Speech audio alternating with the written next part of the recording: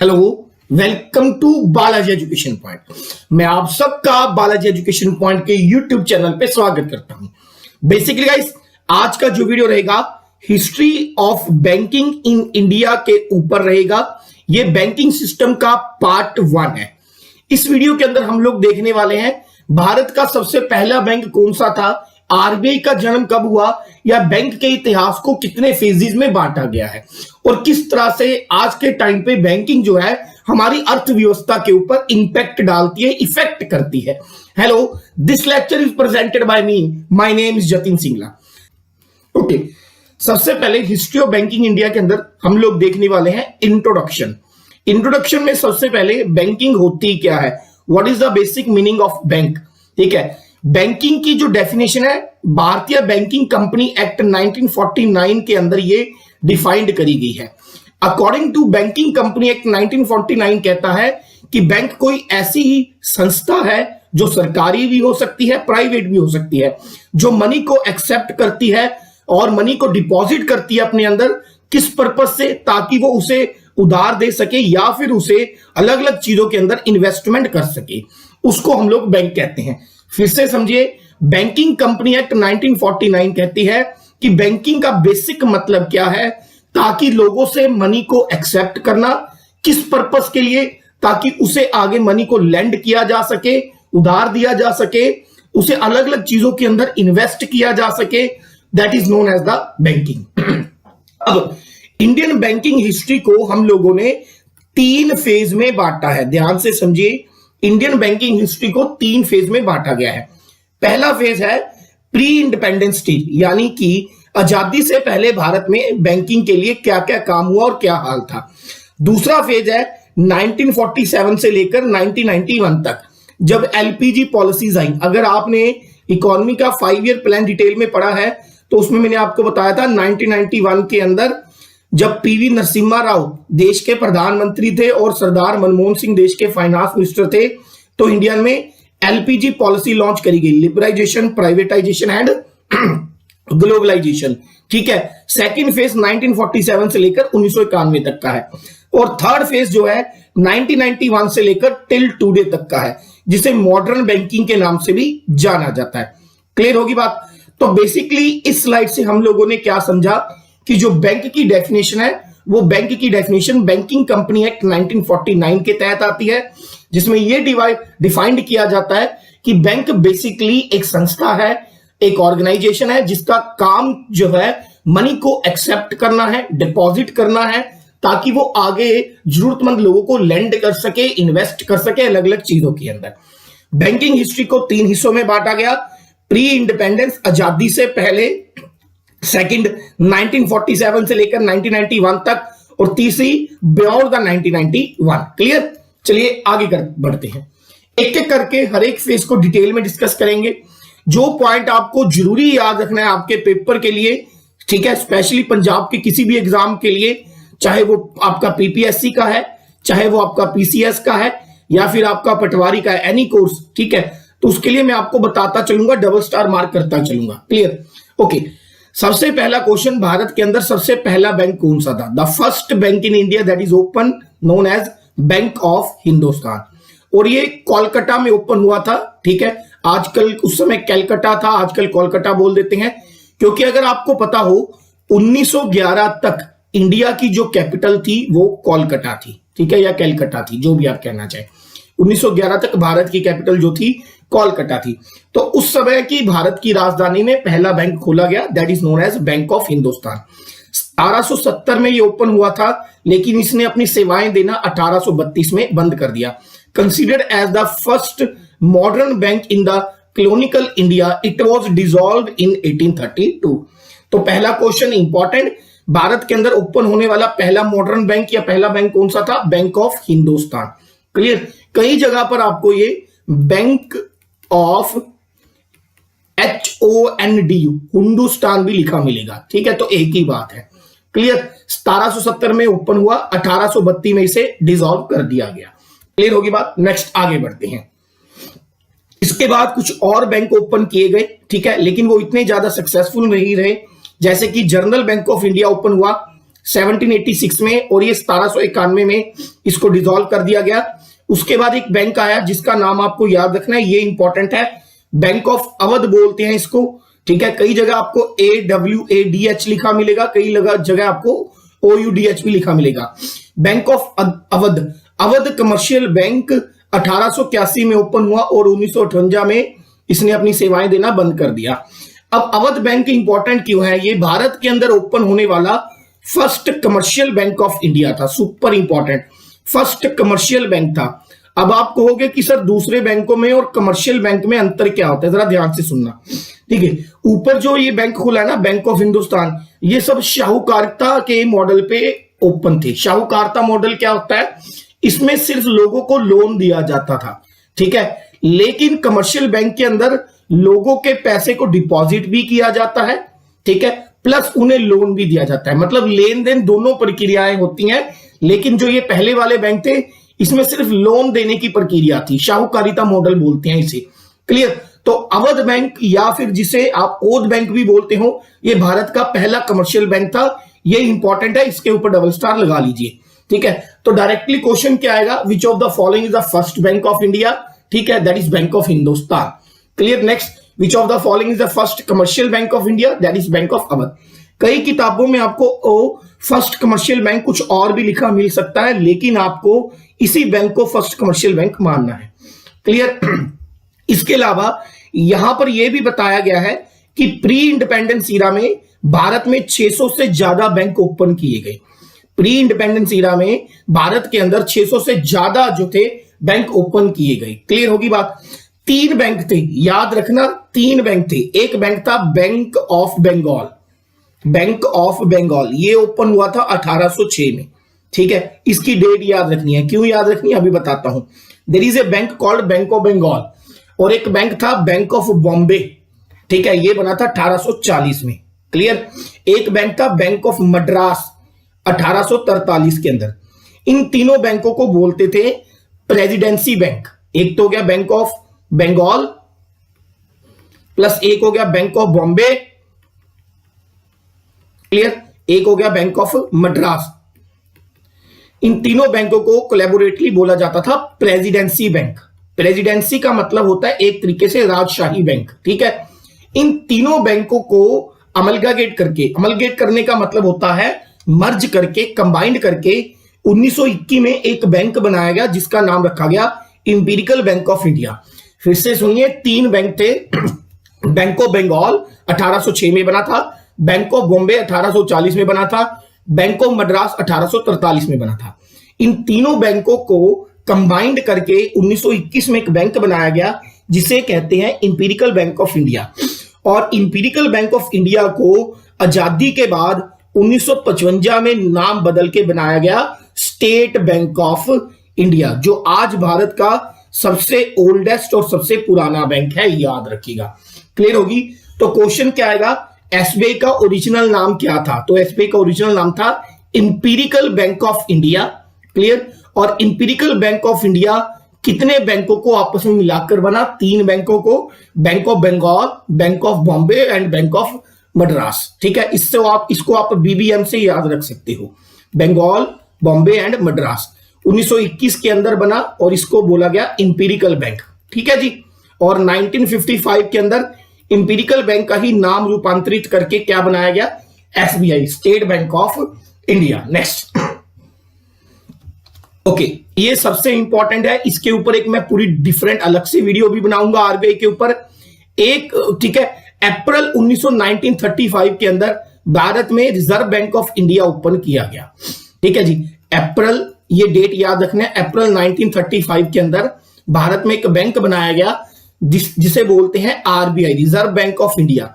आज आरबीआई भारत का central bank है। सेंट्रल बैंक का मतलब क्या है?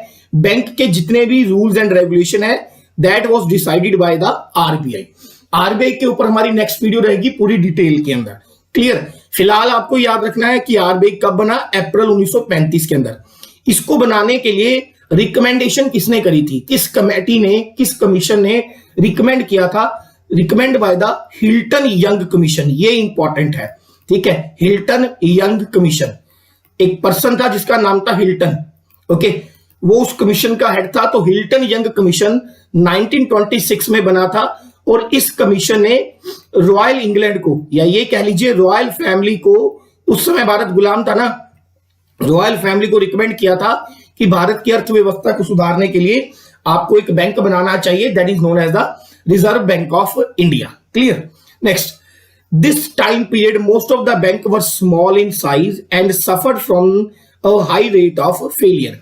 फर्स्ट फेज के अंदर, यानी कि प्री इंडिपेंडेंस के अंदर, यानी कि 1947 से पहले भारत के अंदर, जैसा कि मैंने आपको बताया, 600 से ज्यादा बैंक ओपन किए गए। इस समय पर ओपन होने वाले ज्यादातर बैंक स्मॉल थे और फेलियर थे, ज्यादातर फेल हो जाते थे। एक तो इसमें ऑनेस्टी का बहुत बड़ा रीजन था, दूसरा था लोगों का इनके ऊपर ट्रस्ट नहीं था, क्योंकि ज्यादातर जो बैंक थे या तो ब्रिटिश ईस्ट इंडिया कंपनी या ब्रिटेन सरकार के कंट्रोल में थे, या फिर वो शाहूकारिता के मॉडल पे चलते थे। ठीक है, अब शाहूकारिता मॉडल में आपको समझा चुका हूं। क्लियर। इस समय में लेकिन कुछ ऐसे बैंक निकल के भी सामने आए जो बाद में और अभी तक सक्सेसफुल चलते रहे, जैसे इलाहाबाद बैंक। इलाहाबाद बैंक 1865 में बना था। क्लियर। और एक बात याद रखना, 1865 से लेकर लगभग अगस्त 2019 तक ये चला। क्लियर। अगस्त 2019 के अंदर इलाहाबाद बैंक को मर्ज कर दिया गया, किसके साथ? इंडियन बैंक के साथ। याद रखिए, इंडियन बैंक के साथ अगस्त 2019 में इलाहाबाद बैंक को इंडियन बैंक के साथ मर्ज कर दिया गया। क्लियर। उसके बाद आया Punjab national bank. Punjab national bank बना था 1894 के अंदर, जिसका हेडक्वार्टर लाहौर में था, और पीएनबी को बनाने का जो श्रेय था लाला लाजपत राय को जाता है। लाला लाजपत राय। क्लियर। लाला लाजपत राय को जाता है। उसके बाद बैंक ऑफ इंडिया 1906 के अंदर बना, बैंक ऑफ बड़ौदा और सेंट्रल बैंक ऑफ इंडिया। ये कुछ 4 से 5 वो बैंक थे जो प्री इंडिपेंडेंस इरा में बने और सक्सेसफुली लॉन्ग टाइम तक वर्क करके गए, या फिलहाल अभी भी वर्किंग है। क्लियर होगी बात? ठीक है। तो इस स्लाइड के अंदर क्वेश्चन क्या आएगा? When was the RBI formed? RBI was formed in April 1935 under the recommendation of Hilton Young commission. RBI के ऊपर डिटेल एक वीडियो रहेगी 40 से 45 मिनट की। ठीक है, बहुत सारी एक्स्ट्रा बातें भी आरबीआई में हम अगली वीडियो के अंदर देखेंगे। नेक्स्ट, ओके, नेक्स्ट हम लोग देखने वाले हैं सेकंड फेज बैंकिंग का, history of banking from 1947 to 1991। यानी कि इसके अंदर हम लोग उन सारी कंडीशंस के, उन सारे फैसलों का जिक्र करेंगे जो 1947 आजादी के बाद और हमारी जो एलपीजी पॉलिसीज है उनके लागू होने से पहले है। ये वाला जो फेज है इसे बोलते हैं नेशनलाइजेशन ऑफ बैंकिंग पीरियड। अब मैं आपको यहां पर नेशनलाइजेशन पहले ही समझा दूं। देखिए, सेकंड जो फेज है 1947 से 1991, इसे nationalisation of bank time period बोलते हैं। बैंकों का राष्ट्रीयकरण, नेशनलाइजेशन का मतलब होता है राष्ट्रीयकरण। अब राष्ट्रीयकरण का मतलब क्या है? कोई बैंक जन्म से, जब से बना है, वो प्राइवेट अथॉरिटी के द्वारा कंट्रोल किया जाता था। सरकार ने उसकी जितनी भी टोटल लागत है उसे खरीद कर, ठीक है, अब उसे पब्लिक अथॉरिटी के अंदर कर दिया, that is known as a nationalisation. Clear. जैसे पीएनबी हुआ, ये सब नेशनलाइज्ड बैंक हैं। क्लियर होगी बात? नेक्स्ट, कम से कम आप मान के चलिए एट प्रेजेंट हमारे पास 20 के करीब ऐसे बैंक हैं जो नेशनलाइज्ड बैंक है एट प्रेजेंट। आगे बढ़ते हैं। ठीक है। In 1949 1 January the reserve bank of India was nationalised. Super important question, very very important. RBI April 1935 के अंदर बना। आरबीआई को नेशनलाइज्ड कब किया गया? 1 जनवरी 1949 को। When was the RBI get nationalised? So the RBI get nationalised in the year of 1949। Clear. ये पूरे पीरियड के अंदर हम लोग देखेंगे कि किन किन बैंकों को क्यों नेशनलाइज्ड किया गया। आरबीआई को नेशनलाइज्ड करने के बाद इन्हें सेंट्रल बैंक का भी दर्जा दिया गया अंडर द बैंकिंग एक्ट 1949। ठीक है, इन्हें सेंट्रल बैंक का दर्जा दिया गया। आरबीआई के जो मुखिया होते हैं उन्हें आरबीआई का गवर्नर कहा जाता है। क्लियर। ज्यादातर हमारी जो करेंसी होती है उनके ऊपर आरबीआई के गवर्नर के सिग्नेचर होते हैं, ये भी बात याद रख लीजिएगा। ठीक है। आरबीआई का अपना एक परमानेंट एम्बलम है, एम्बलम यानी कि चिन्ह, जिसको बोलते हैं tiger under the palm tree. Tiger under the palm tree, palm यानी कि खंजूर का पेड़, एक चीता जो खंजूर के पेड़ के नीचे खड़ा है, ये आरबीआई का एम्बलम है। आगे बढ़ते हैं। इसके बाद अगर आपको 5 ईयर प्लान मेरे याद हो तो मैंने आपको बताया था कि बीच में जब इंदिरा गांधी की सरकार आई, ठीक है, 1969 के अंदर, तो उन्होंने 14 बैंकों को 14 बैंकों को नेशनलाइज्ड किया था। ये 14 बैंक वो थे जिनकी आउटपुट या फिर जिनकी टर्नओवर 50 करोड़ से ज्यादा थी, जिनकी सालाना टर्नओवर, एनुअल टर्नओवर 50 करोड़ से ज्यादा थी। तो उन 14 बैंकों को नेशनलाइज्ड किया गया, ठीक है। तो याद रखिए 19 जुलाई 1969 Shrimati Indira Gandhi was the prime minister of India during 1969। और कौन कौन से बैंकों को नेशनलाइज किया गया? ये 14 बैंक थे जिन्हें राष्ट्रीयकरण की प्रक्रिया में लाया गया। Central bank of India, bank of India, Punjab national bank, bank of Baroda, ठीक है, united commercial bank, Canara bank, Dena bank, united bank, syndicate bank, Allahabad bank, Indian bank, union bank of India, bank of Maharashtra and Indian overseas bank, ठीक है जी। तो याद रहे 1969 के अंदर इंदिरा गांधी के नेतृत्व में 14 बैंकों को क्या किया गया? नेशनलाइज्ड किया गया, राष्ट्रीयकरण किया गया। क्लियर? और ये कौन से बैंक थे जिनकी टर्नओवर या आउटपुट सालाना एनुअली जो है 50 करोड़ से ज्यादा थी। नेक्स्ट, ओके, उसके बाद 1980 के अंदर 6 मोर बैंक्स को नेशनलाइज्ड किया गया, ठीक है। 1980 के अंदर 6 more commercial bank were nationalised in April 1980। और ये 6 बैंक कौन से थे? Andhra bank, corporation bank, new bank of India, oriental bank of commerce, Punjab and Sindh bank and Vijaya bank. तो 14 बैंक पहले नेशनलाइज्ड हुए, 6 बैंक बाद में नेशनलाइज्ड हुए। क्लियर होगी बात? टोटल कितने बैंक हो गए? 20 बैंक हो गए। इन 20 में से एक बैंक जो था बाद में पीएनबी के साथ मर्ज हो जाता है। तो याद रखें टोटल 19 बैंक ऐसे बचे थे जिनको नेशनलाइज्ड किया गया था। क्लियर होगी बात? 14 पहले हुए, 6 बाद में हुए। उनमें से जो न्यू बैंक ऑफ इंडिया था इसको पीएनबी के साथ मर्ज कर दिया गया था। तो टोटल 19 ऐसे बैंक बचे थे जिनको हमने नेशनलाइज्ड किया था। इसके अलावा यहां पर कुछ और ऐसे बैंक बने जो भारत की अर्थव्यवस्था की बाद में जाके रीढ़ की हड्डी बने। क्लियर? 1975 के अंदर एक कमेटी बनाई गई जिसे बोलते हैं नरसिम्हा कमेटी। 1975 के अंदर एक कमेटी बनाई गई जिसको बोलते हैं नरसिम्हा कमेटी।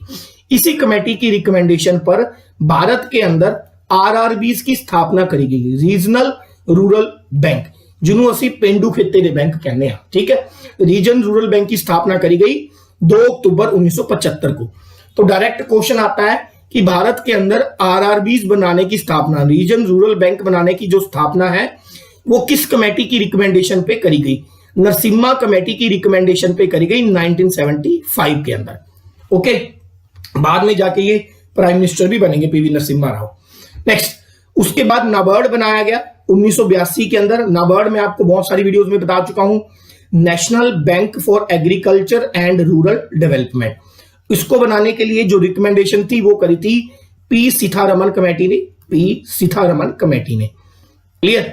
उसके बाद बना एक्सिम बैंक, जिसको बोलते हैं export import bank of India, Bharat का आयात और निर्यात को बढ़ावा देने वाला bank.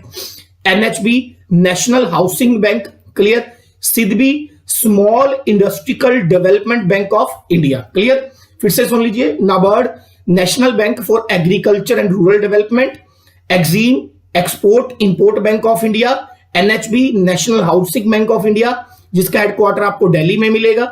Clear? SIDBI, small industrial development bank of India, Bharat के अंदर लघु उद्योग को बढ़ावा देने वाला बैंक, ये बना 1990 के अंदर। क्लियर जी? तो ये पूरा जो सेकंड फेज था ये नेशनलाइजेशन के ऊपर रहा। आगे बढ़ते हैं। अब आपको कुछ पॉइंट्स याद रखने हैं। ये आपके पेपर है, ये है आपका पेपर, ठीक है। भारत का जितना भी गवर्नमेंट का पेपर है वो इन्हीं पॉइंट से कवर किया जाएगा बैंकिंग के ऊपर। थर्ड फेज में जाने से पहले मैं चाहता हूं आपको कुछ 10 से 15 पॉइंट ऐसे पढ़ा दूं जो बहुत ज्यादा पूछे जाते हैं। जैसे आप जानते हैं कि इलाहाबाद जो है इस्टेब्लिश हुआ था 1865 के अंदर। अगस्त 2019 तक भारत का ओल्डेस्ट वर्किंग बैंक, ऐसा बैंक जो सबसे पुराना भी है लेकिन अभी भी वर्क कर रहा है, वो इलाहाबाद था। लेकिन आपको पता है कि अगस्त 2019 के अंदर इलाहाबाद बैंक को मर्ज कर दिया गया किसके साथ? इंडियन बैंक के साथ।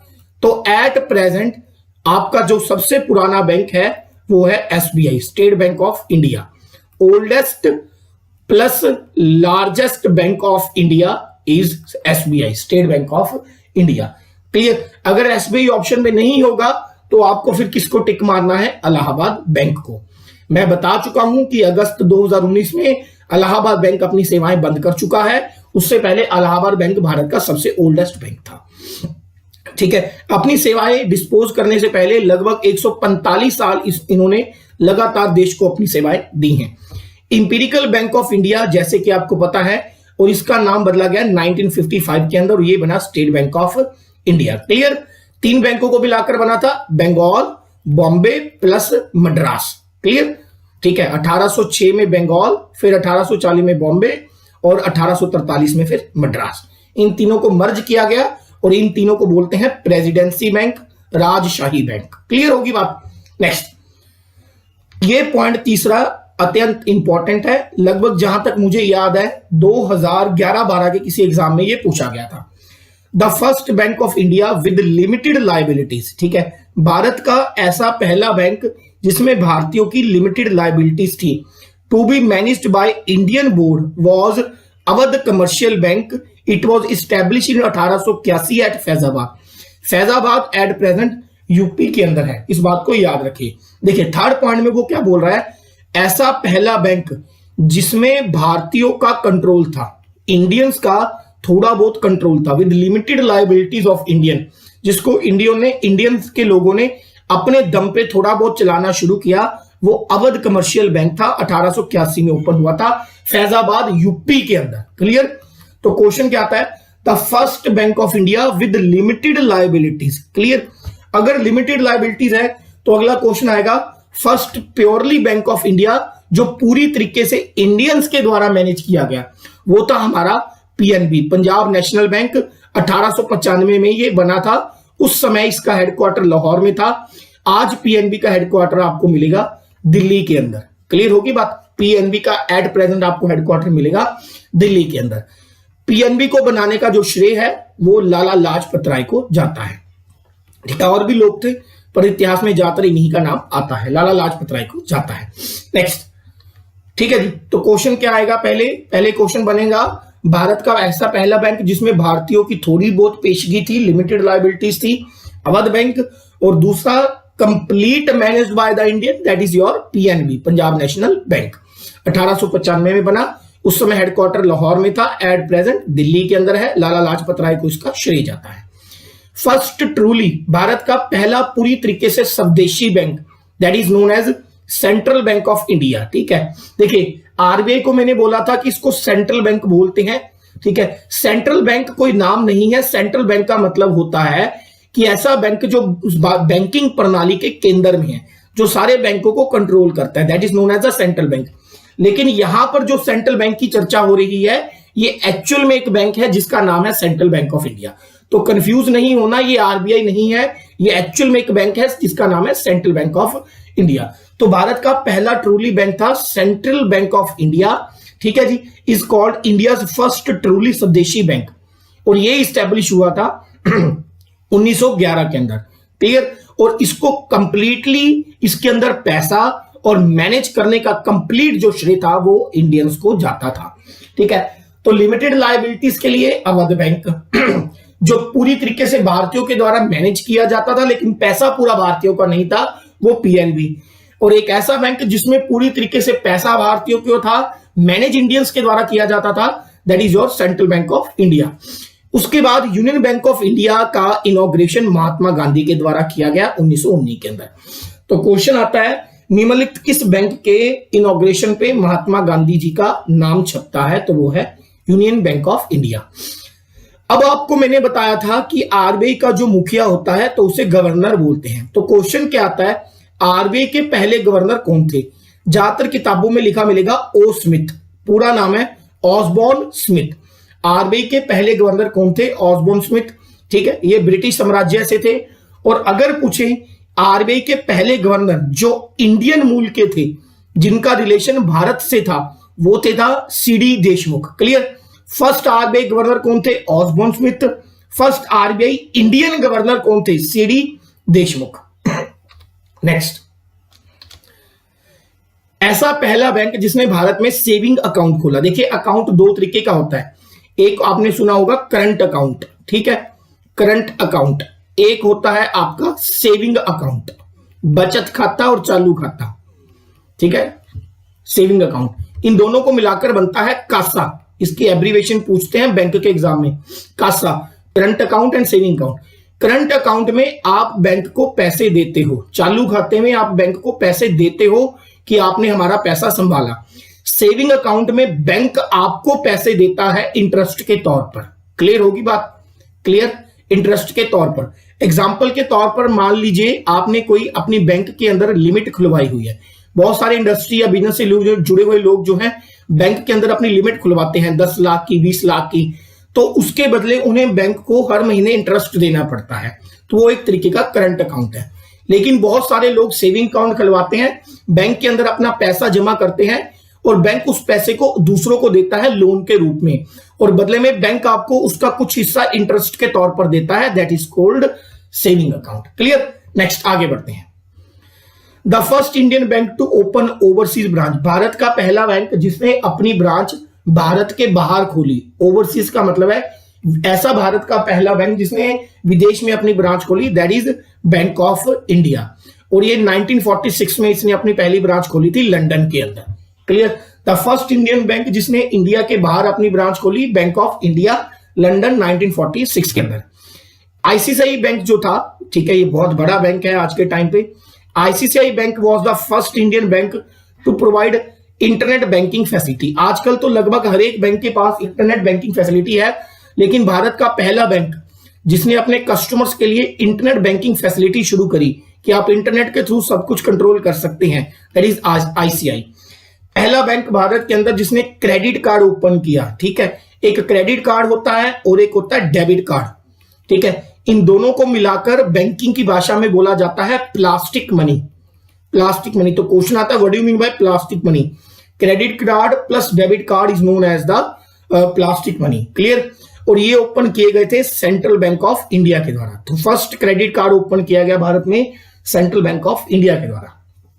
क्लियर, क्रेडिट कार्ड के लिए एक लाइन बोली जाती है, ठीक है, याद रखिएगा, इसको बोलते हैं बाय नाउ पे लेटर, बाय नाउ पे लेटर। ये क्रेडिट कार्ड की ओपनिंग थीम होती है। और डेबिट कार्ड के लिए बोला जाता है बाय नाउ पे नाउ, ठीक है, बाय नाउ पे नाउ। Clear, next.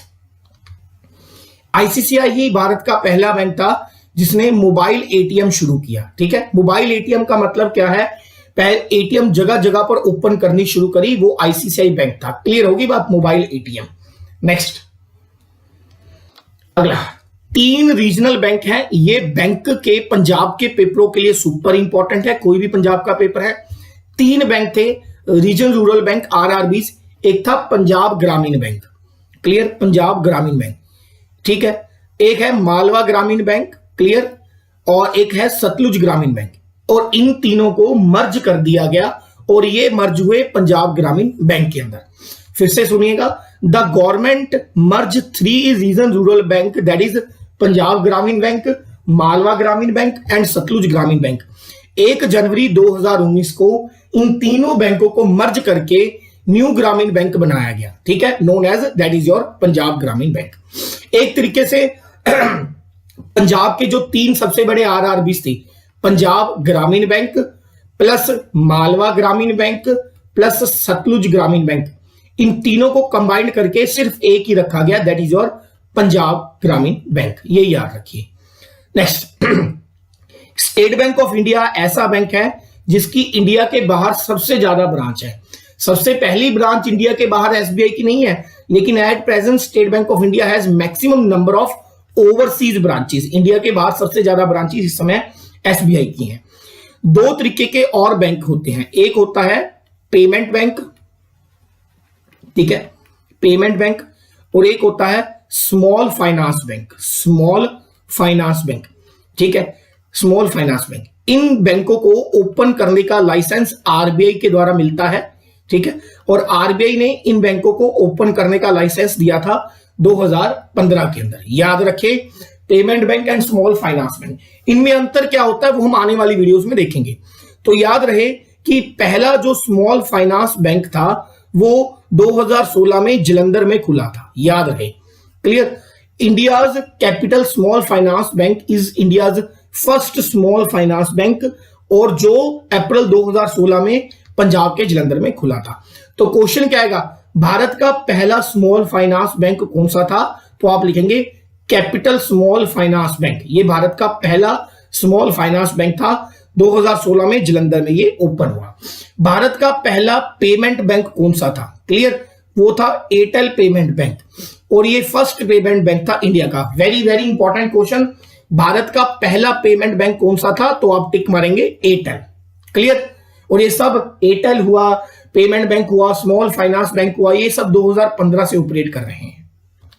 नेक्स्ट, अब हम देखने वाले हैं थर्ड फेज 1991 से बियॉन्ड। तीसरे फेज में हम लोग बेसिकली ज्यादातर जो है प्रेशराइज करेंगे लिबरलाइजेशन के ऊपर, ठीक है, ग्लोबलाइजेशन के ऊपर।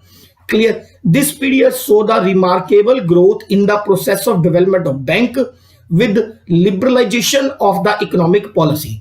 इसमें कहा गया है कि इस पीरियड के अंदर जो बैंकिंग सिस्टम था उसमें बहुत बढ़िया ग्रोथ हुई, क्योंकि सरकार ने अपनी अर्थव्यवस्थाओं की पॉलिसीज में थोड़ी सी लिबरलाइजेशन यानी कि छूट करना शुरू किया।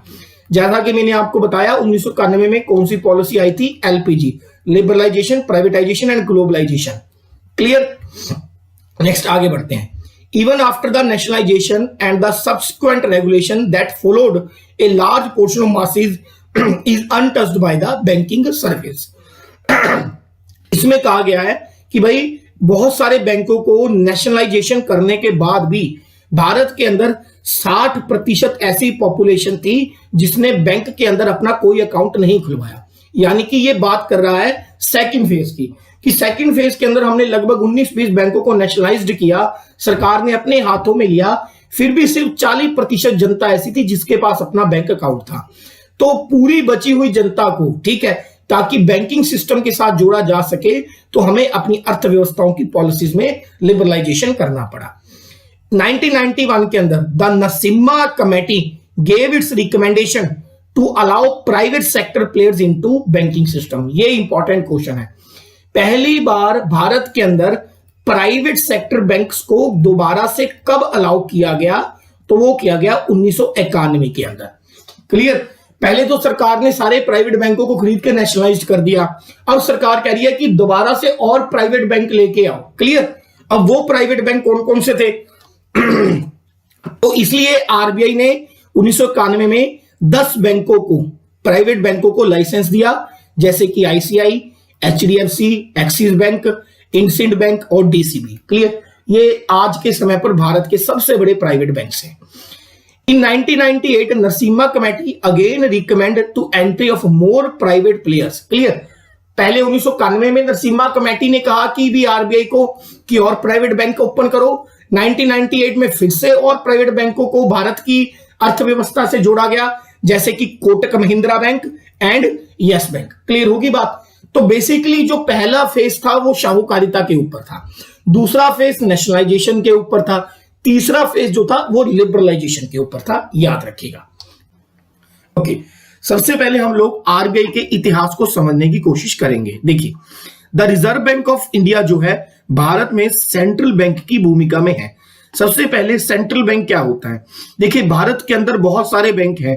भारत के अंदर पब्लिक सेक्टर बैंक है, भारत के अंदर नेशनलाइज्ड बैंक है, भारत के अंदर फॉरेन सेक्टर यानी कि विदेशी बैंक है, कोऑपरेटिव बैंक्स हैं, ठीक है, भारत के अंदर शेड्यूल्ड बैंक्स है, बहुत सारी तरीके के भारत के अंदर बैंक है। तो कोई तो ऐसा बैंक चाहिए जो इन सारे बैंकों को कंट्रोल करेगा, इन सारे बैंकों के लिए टर्म्स एंड कंडीशंस बनाएगा।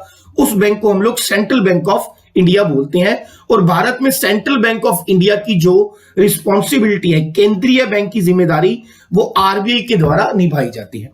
तो पहला क्वेश्चन, भारत में कौन सा बैंक है जो सेंट्रल बैंक ऑफ इंडिया की ड्यूटीज निभाता है? That is reserve bank of India. Reserve bank of India जो है 1 अप्रैल 1935 को बना था विद टोटल कैपिटल 5 करोड़। ये याद रखिए, रिजर्व बैंक ऑफ इंडिया 1 अप्रैल 1935 को बना था। जब ये बना था तब इसकी टोटल कैपिटल जो थी 5 करोड़ रुपए थी। ये बात आपको याद रखना है। क्लियर होगी बात। Under the reserve bank of India act. Okay, अगला क्वेश्चन क्या आएगा कि आरबीआई 1 अप्रैल 1935 को बना था किस एक्ट के तहत? तो याद रहे RBI was formed under the act 1934। अगर एक्ट पूछेंगे तो आरबीआई एक्ट 1934। अगर डेट पूछेंगे 1 अप्रैल 1935। क्लियर होगी बात। तो अभी तक हमने क्या पढ़ा कि आरबीआई भारत में सेंट्रल बैंक ऑफ इंडिया की ड्यूटी निभाता है। आरबीआई बनने की जो तारीख है वो 1 अप्रैल 1935 है। और आरबीआई किस एक्ट के तहत बना है? RBI act 1934। जब आरबीआई बना था तब उसकी टोटल जो कैपिटल थी कितनी थी? 5 करोड़ रुपए थी। आरबीआई को बनाने की जो रिकमेंडेशन है वो 1926 के अंदर करी गई थी और ये करी गई थी the royal commission on Indian currency. फिर से सुनिए, आरबीआई को बनाने की जो सुझाव दिया गया था 1926 के अंदर एक रॉयल कमीशन, शाही कमीशन के द्वारा दिया गया था और यह कमीशन बनाया गया था इंडियन करेंसी को जानने के लिए। ठीक है जी। और इस कमीशन का नाम क्या था? Hilton Young commission. तो कभी कभार एग्जाम के अंदर बच्चों पेपर आता है कि आरबीआई को बनाने की रिकमेंडेशन किसने करी थी? तो कभी कभार ऑप्शन में लिखा होता है रॉयल कमीशन या फिर कभी कभार लिखा होता है हिल्टन यंग कमीशन। बात क्लियर होगी। ओके, तो आरबीआई को बनाने का जो सुझाव था 1926 के अंदर रॉयल कमीशन के द्वारा दिया गया। रॉयल कमीशन जो भारत की करेंसी और उसके फाइनेंस को जानने के लिए बनाया गया था। बाद में इसी कमीशन की अध्यक्षता हिल्टन यंग को दी गई, यानी कि हिल्टन यंग रॉयल कमीशन के मुखिया थे। तब से इस कमीशन को हिल्टन यंग कमीशन भी कह दिया जाता है। ठीक है जी। उसके बाद आरबीआई, आजादी के बाद आरबीआई को नेशनलाइज्ड किया गया, पूरी तरीके से गवर्नमेंट को सौंप दिया गया। नेशनलाइज्ड का मतलब क्या होता है पिछली वीडियो में मैंने आपको समझाया था। तो अगला क्वेश्चन, आरबीआई को नेशनलाइज्ड कब किया गया? जब आरबीआई 1935 में बना था तब आरबीआई एक प्राइवेट कंपनी की तरह था, या ये कह लीजिए प्राइवेट बैंक की तरह था। लेकिन 1 जनवरी 1949 को आरबीआई को नेशनलाइज्ड कर दिया गया, यानी कि इसका राष्ट्रीयकरण कर दिया गया। ये दोनों क्वेश्चन पूछे जाते हैं कि बना कब? 1 अप्रैल 1935 को। नेशनलाइज कब किया गया? 1 जनवरी 1949 को। तब से लेकर आज तक आरबीआई को गवर्नमेंट ऑफ इंडिया के द्वारा गवर्नड किया जाता है, ओन्ड किया जाता है, कंट्रोल किया जाता है। क्लियर होगी बात। नेक्स्ट, आरबीआई बेसिकली करता क्या है? The reserve bank of India uses monetary policy. एक बार एक बैंक के एग्जाम में क्वेश्चन आया था कि what do you mean by the monetary policy? Monetary policy are the those policies which related to the flow of money of the country. Flow of money, ऐसी policies जो किसी देश के अंदर पैसे के फ्लो को कंट्रोल करती हैं। पैसा कितना मार्केट में आएगा, पैसा कितना मार्केट से बाहर जाएगा, जितना ज्यादा पैसा मार्केट में आएगा या बाहर जाएगा उससे मार्केट के अंदर इन्फ्लेशन के ऊपर, महंगाई के ऊपर कितना इंपैक्ट पड़ेगा, ये सब कंट्रोल किया जाता है मॉनेटरी पॉलिसीज के द्वारा।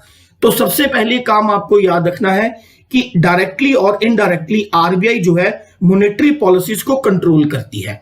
एक चीज और याद रखना, 2016 तक मॉनेटरी पॉलिसीज को कंप्लीटली कंट्रोल किया जाता था आरबीआई के द्वारा, लेकिन 2016 में गवर्नमेंट ऑफ इंडिया ने आरबीआई की मॉनेटरी पॉलिसीज में थोड़ा सा बदलाव किया। अब मॉनेटरी पॉलिसी कमेटी बनती है जिसमें टोटल 6 मेंबर होते हैं। 3 मेंबर आरबीआई की तरफ से आते हैं और 3 मेंबर जो है गवर्नमेंट ऑफ इंडिया की तरफ से आते हैं। ठीक है जी। 2016 तक आरबीआई ऑटोनोमसली खुद ही पूरी मॉनेटरी पॉलिसीज को कंट्रोल करती थी, लेकिन 2016 में सरकार ने आरबीआई की वर्किंग प्रणाली में कुछ बदलाव किया और उसके तहत एक कमेटी बनाई गई जिसे मॉनेटरी पॉलिसी कमेटी कहते हैं। अब ये कमेटी भारत के अंदर मॉनेटरी पॉलिसीज को कंट्रोल करती है। इस कमेटी के अंदर लगभग 6 मेंबर होती हैं जो समय के अनुसार बदले भी जा सकते हैं। उसमें 3 मेंबर आरबीआई की तरफ से और 3 मेंबर जो है नॉन आरबीआई की तरफ से होते हैं। क्लियर। नेक्स्ट, अब मॉनेटरी पॉलिसीज क्या है? आपने अगर कभी नाम सुना हो रेपो रेट का, रीपरचेज एग्रीमेंट, रेपो रेट का, ठीक है। शायद आपने नाम सुना हो रिवर्स रेपो रेट का, आपने नाम सुना हो सीआरआर का, कैश रिजर्व रेशियो का, आपने नाम सुना हो एसएलआर का, सिक्योरिटी लिक्विडिटी रेशियो का। क्लियर। तो ये सारे जो टूल्स हैं ये मॉनेटरी पॉलिसीज के अंदर आते हैं। एमएसएफ, मार्जिनल स्टैंडिंग फैसिलिटी, ये सब हम डिस्कस करेंगे आने वाली वीडियोस के अंदर। इनको मॉनेटरी पॉलिसीज के अंदर बोला जाता है। इसके अलावा आरबीआई क्या करती है, हमारे देश की जो करेंसी है, हमारे देश का जो क्रेडिट है, हमारे देश की जो फाइनेंशियल स्टेबिलिटी है, उसके ऊपर पूरी तरीके से नजर रखती है। यानी कि देश के अंदर पैसे की कमी नहीं होनी चाहिए, देश की जो करेंसी है वो ठीक ठाक से छपनी चाहिए, देश की करेंसी देश के बाहर कितनी जा रही है, देश के अंदर कितनी आ पा रही है, क्रेडिट सिस्टम सही तरीके से चल रहा है या नहीं चल रहा, मार्केट में पैसा कितना लीगल तरीके से आ पा रहा है और मार्केट में पैसा कितना इलीगल तरीके से आ रहा है, इन सारी बातों को बोलते हैं credit system and currency flow system. ये सारा कंट्रोल मार्केट में मेनली आरबीआई के अंडर रखा जाता है। इसके अलावा आरबीआई और क्या करती है, next, RBI is the regulator of entire banking in India. Bharat के अंदर जितनी भी बैंकिंग सिस्टम है उसको रेगुलेट करती है। देखिए यहां पर जब मैं बैंकिंग सिस्टम बोल रहा हूं तो मेरा मतलब क्या है, चाहे वो बैंक फॉरेन बैंक हो, विदेशी बैंक हो, चाहे वो प्राइवेट बैंक हो, चाहे वो पब्लिक बैंक हो, चाहे वो नेशनलाइज्ड बैंक हो, अगर ऐसा कोई भी बैंक जो भारत के अंदर वर्क कर रहा है तो उसका रेगुलेशन किसके द्वारा किया जाएगा, आरबीआई के द्वारा किया जाएगा। Clear. RBI plays a important part in the development strategy of the government of India. भारतीय सरकार जब कभी भी अपनी कोई विकास नीतियों को पूर्ण करती है, जब भी कोई अपनी विकास नीतियां बनाती है, ठीक है, ग्रोथ बनाती है कि देश की डेवलपमेंट किस तरीके से की जाए, उसमें आपको फाइनेंस की जरूरत पड़ेगी, पैसे की जरूरत पड़ेगी, और फाइनेंस के कंट्रोल की जिम्मेदारी किसके पास है, आरबीआई। तो एक तरीके से आप ये कह सकते हैं कि जो आरबीआई है गवर्नमेंट ऑफ इंडिया के द्वारा बनाई गई जितनी भी विकास की नीतियां हैं उसमें एक महत्वपूर्ण भूमिका निभाती है। Next, it served as the leader of the banking system and the money market. जितना भी भारत के अंदर बैंकिंग सिस्टम है उसको लीड करती है, ठीक है, उसको रास्ता दिखाती है, उसके लिए पॉलिसीज तय करती है। इसके अलावा आरबीआई, देखिए एक चीज और मैं आपको यहां पर बता दूं कि आरबीआई जब बना था 1935 के अंदर, उस समय आरबीआई सिर्फ इंडिया का सेंट्रल बैंक नहीं था। उस समय आरबीआई म्यांमार, जिसको उस समय बर्मा कहते हैं, प्लस पाकिस्तान का भी सेंट्रल बैंक था। इसके बारे में भी मैं आपको कुछ बातें बताना चाहता हूं। देखिए RBI also act as Burma's now Myanmar central bank until April 1947। ठीक है, देखिए अप्रैल 1947 तक, यानी कि 1947 के चौथे महीने तक आरबीआई म्यांमार के सेंट्रल बैंक की ड्यूटीज को भी निभाता रहा है। ऑल्दो आपको याद रखना है कि जो बर्मा था, म्यांमार था, वो भारतीय यूनियन से 1937 में ही सेपरेट हो गया था। यानी कि 1937 में सेपरेट होने के बाद भी म्यांमार का जो सेंट्रल बैंक था 1947 तक वो भारत में था, जिसको हम आरबीआई ही बोलते हैं। क्लियर होगी?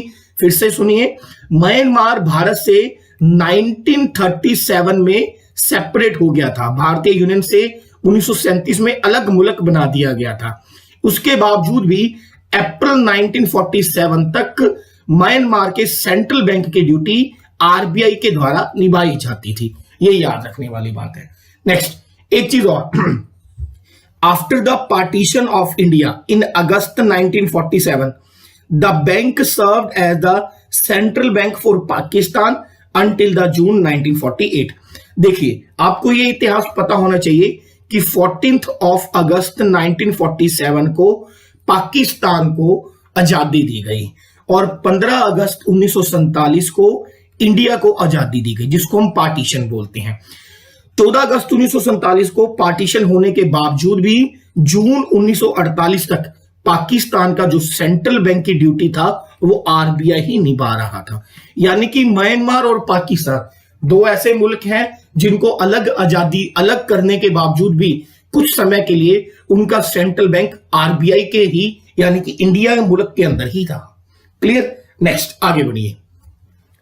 RBI has been fully owned by the government of India since its nationalisation 1949। ठीक है जी, 1949 के नेशनलाइजेशन के बाद अब ये सिर्फ और सिर्फ कंप्लीटली कंट्रोल में है गवर्नमेंट ऑफ इंडिया के, और इसके अलावा ये किसी मुल्क के सेंट्रल बैंक के तौर पर नहीं निभाती। अगर आप भारत का इतिहास देखें, बांग्लादेश हमारे से निकला, ठीक है, म्यांमार हमारे से निकला, क्लियर, पाकिस्तान हमारे से निकला, अफगानिस्तान का कुछ हिस्सा हमारे अंदर था। तो स्टार्टिंग में आरबीआई ने एक बहुत बड़े हिस्से के सेंट्रल बैंक की ड्यूटी निभाई है जब ब्रिटेन का हमारे ऊपर राज था। लेकिन 1949 से जब से इसका राष्ट्रीयकरण किया गया है, तब से आरबीआई सिर्फ भारत यानी कि आज की इंडिया की हुकूमत के लिए ही काम करती है। नेक्स्ट आगे बढ़ते हैं। यहां पर आप देख सकते हैं the structure of banking in India. Bharat के अंदर स्ट्रक्चर क्या है? टॉप पे है आरबीआई यानी कि central bank of India, clear. RBI के बाद आता है शेड्यूल्ड बैंक और अनशेड्यूल्ड बैंक। यहां पर मैं आपको बता देना चाहता हूं कि शेड्यूल्ड बैंक कौन से होते हैं। हमने पढ़ा था कि आरबीआई जो फॉर्म्ड हुआ था अंडर द एक्ट 1934 बना था। RBI was formed under the act 1934। RBI के एक्ट 1934 में एक शेड्यूल्ड दिया गया है जिसको बोलते हैं सेकंड शेड्यूल ऑफ आरबीआई। फिर से समझिए, आरबीआई की फॉर्मेशन हुई थी आरबीआई एक्ट 1934। इस एक्ट के अंदर एक शेड्यूल्ड दिया गया जिसको बोलते हैं सेकंड शेड्यूल ऑफ आरबीआई। वो सारे बैंक जो आरबीआई के सेकंड शेड्यूल में रजिस्टर्ड हैं उनको बोलते हैं शेड्यूल्ड बैंक। ओके, फिर से सुन लीजिए, किन बैंकों को शेड्यूल्ड बैंक कहा जाता है? Those bank which are registered under the second schedule of RBI is known as a scheduled bank, और जो रजिस्टर्ड नहीं है उनको अनशेड्यूल्ड बैंक कहा जाता है। नेक्स्ट, अब शेड्यूल्ड बैंक आगे दो तरीके का होता है। Number 1 commercial bank, number 2 cooperative bank. अब कमर्शियल बैंक आगे फिर से देखिए, पिछली बार भी मैंने आपको बताया था कि कमर्शियल बैंक कौन से होते हैं? जो लोन भी देते हैं, जो सेविंग अकाउंट भी खोलते हैं, जो करंट अकाउंट भी खोलते हैं। स्टार्टिंग में भारत में जब बैंकिंग प्रणाली आई, अगर आपने पिछली वीडियो देखी हो तो उसमें मैंने बताया था कि भारत का जो पहला बैंक था लगभग 1770 में बैंक ऑफ हिंदुस्तान खुला था। और ये किस नजरिए पे काम करता था? ये करता था शाहूकारिता के नजरिए पे। ये लोगों से पैसे लेके सेविंग नहीं करता था, लोगों को सिर्फ लोन देता था। लेकिन कमर्शियल बैंक लोगों को लोन भी देंगे, सेविंग भी करेंगे, करंट अकाउंट भी खोलेंगे। क्लियर होगी बात? They are known as the commercial bank of India. Clear? Commercial bank जो है आगे कई हिस्सों में डिवाइड है, जैसे public sector bank, private sector bank, foreign bank, RRBs. देखिए, पब्लिक सेक्टर बैंक क्या होंगे? ऐसा कोई भी बैंक जिसके अंदर 51% शेयर होल्डर मिनिमम गवर्नमेंट का है। मेरी बात फिर से समझिए, ऐसा कोई भी बैंक जिसके अंदर मिनिमम 51% शेयर जो है गवर्नमेंट ऑफ इंडिया के हाथ में है, they are known as the public sector bank. और प्राइवेट सेक्टर बैंक जहां पर मिनिमम 51% शेयर जो है किसी प्राइवेट एंटिटी के हाथ में है, किसी प्राइवेट पर्सन के हाथ में है या किसी प्राइवेट बोर्ड के हाथ में है, उसे प्राइवेट सेक्टर बैंक बोला जाता है। फॉरेन बैंक कौन से होते हैं? याद रखें, foreign banks are the those bank जिनका main headquarter outside the India है। ऐसा कोई भी बैंक जिसका मुख्य दफ्तर भारत की सीमाओं से बाहर है। एग्जाम्पल के तौर पर आपको फेडरल बैंक दिखाई देता होगा। फेडरल बैंक एक फॉरेन बैंक है, ओके, और इसका जो मेन हेडक्वार्टर है वो यूएसए के अंदर है। They are known as the foreign bank. और आरआरबीज आपको पता है, रीजन रूरल बैंक, इसकी चर्चा हमने लास्ट वीडियो के अंदर करी थी। क्लियर? अब पब्लिक सेक्टर बैंक फिर से दो तरीके के होते हैं। एक वो बैंक जिनको नेशनलाइज्ड किया गया, ठीक है, जैसे कि पीएनबी हुआ आपके पास, क्लियर, जैसे कि इंडियन बैंक हुआ आपके पास, क्लियर, ये सब नेशनलाइज्ड बैंक हैं। इनके लिए मैंने आपको पिछली वीडियो में समझाया था कि भारत के अंदर 14 बैंकों को एक बार नेशनलाइज्ड किया गया, फिर 6 बैंकों को फिर से एक बार नेशनलाइज्ड किया गया। क्लियर? और नेक्स्ट दूसरे पब्लिक सेक्टर बैंक कौन से हैं? SBI, state bank of India, या फिर स्टेट बैंक ऑफ इंडिया के associates bank, state bank of India के associates bank.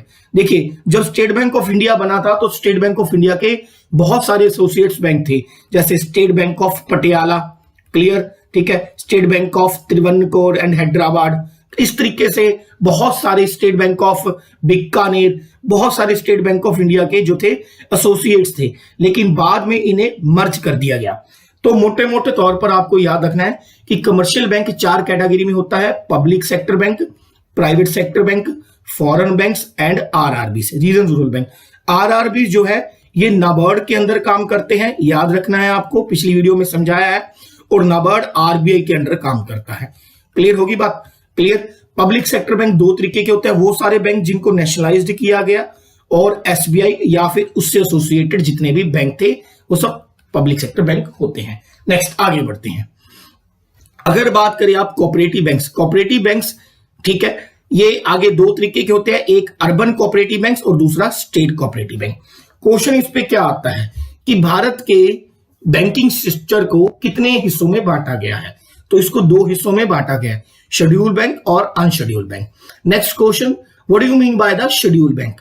Those bank which are registered under the second schedule of RBI, वो सारी banking प्रणाली जो आरबीआई एक्ट 1934 के द्वितीय यानी कि सेकंड शेड्यूल के अंदर रजिस्टर्ड है, उसे हम लोग शेड्यूल्ड बैंक कहते हैं। शेड्यूल्ड बैंक आगे दो तरीके का होता है, commercial bank and the cooperative banks. Clear. Commercial bank आगे फिर से चार तरीके का और पब्लिक सेक्टर बैंक आगे दो तरीके का। इससे आपको बैंकिंग प्रणाली को समझने में थोड़ी सी हेल्प मिलेगी। नेक्स्ट आगे बढ़ते हैं। देखिए, सेंट्रल बैंक ऑफ इंडिया जब बना था तब इसका हेडक्वार्टर कोलकाता के अंदर था। मैंने आपको पिछली वीडियोस में भी समझाया था कि लगभग 1911 तक भारत की जो राजधानी थी, कैपिटल थी, वो कोलकाता थी, ठीक है, जिसको उस समय कैलकाटा बोला जाता था। लगभग 1911 में दिल्ली दरबार के बाद हमारी कैपिटल को शिफ्ट करके दिल्ली लाया गया था। क्लियर होगी बात? तो इसलिए ज्यादातर जो संस्थाएं हैं उनका स्टार्टिंग में हेडक्वार्टर कोलकाता में ही होता था, ठीक है। The central office of the reserve bank of India was initially established in Kolkata but was permanently moved to Mumbai in 1937, ठीक है। जब आरबीआई बना था तो जो इसका मुख्य ऑफिस था, हेड ऑफिस था, वो कोलकाता के अंदर था, लेकिन याद रहे ये डेट 1937 के अंदर आरबीआई का हेड ऑफिस कोलकाता से शिफ्ट करके मुंबई लाया गया। तो एट प्रेजेंट आरबीआई का हेड ऑफिस मुंबई में है।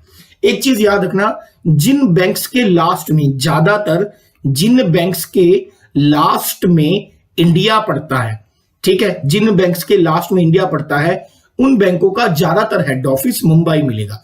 सभी का नहीं, ज्यादातर का। जैसे आरबीआई हो गया, रिजर्व बैंक ऑफ इंडिया हो गया, एसबीआई हो गया, स्टेट बैंक ऑफ इंडिया हो गया, ठीक है, इस तरीके से। नेक्स्ट, अब रिजर्व बैंक ऑफ इंडिया का हेडक्वार्टर पहले कलकत्ता था, 1937 में मुंबई में आया। अब रिजर्व बैंक ऑफ इंडिया के टोटल कितने ऑफिस हैं? याद रहे, रिजर्व बैंक ऑफ इंडिया के टोटल 31 लोकेशन के अंदर यानी कि 31 ऑफिसेज हैं आरबीआई के।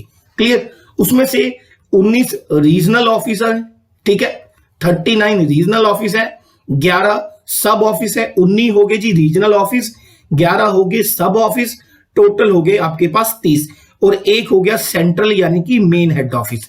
तो टोटल आरबीआई के 31 लोकेशंस पे ऑफिसेज हैं, ये याद रखने हैं। 19 रीजनल ऑफिस हैं, 11 सब ऑफिसेज हैं। और इन 31 ऑफिसेज के बिना भी आरबीआई कुछ इंस्टीट्यूशंस को ऑटोनोमसली लीड करती है। 3 ऐसे इंस्टीट्यूट हैं, नाम याद रखना, जिनको आरबीआई खुद कंट्रोल करती है। ऑटोनोमस इंस्टीट्यूशन, ऑटोनोमस का मतलब होता है जिसकी सारी शक्तियां सिर्फ आरबीआई के पास है, किसी और को इसमें जो है दखलंदाजी नहीं कर सकता। एक है Indira Gandhi institute of development and research, ये मुंबई के गोरेगांव में है। Clear. Next, institute for the development and research in banking technology, ये हैदराबाद के अंदर है।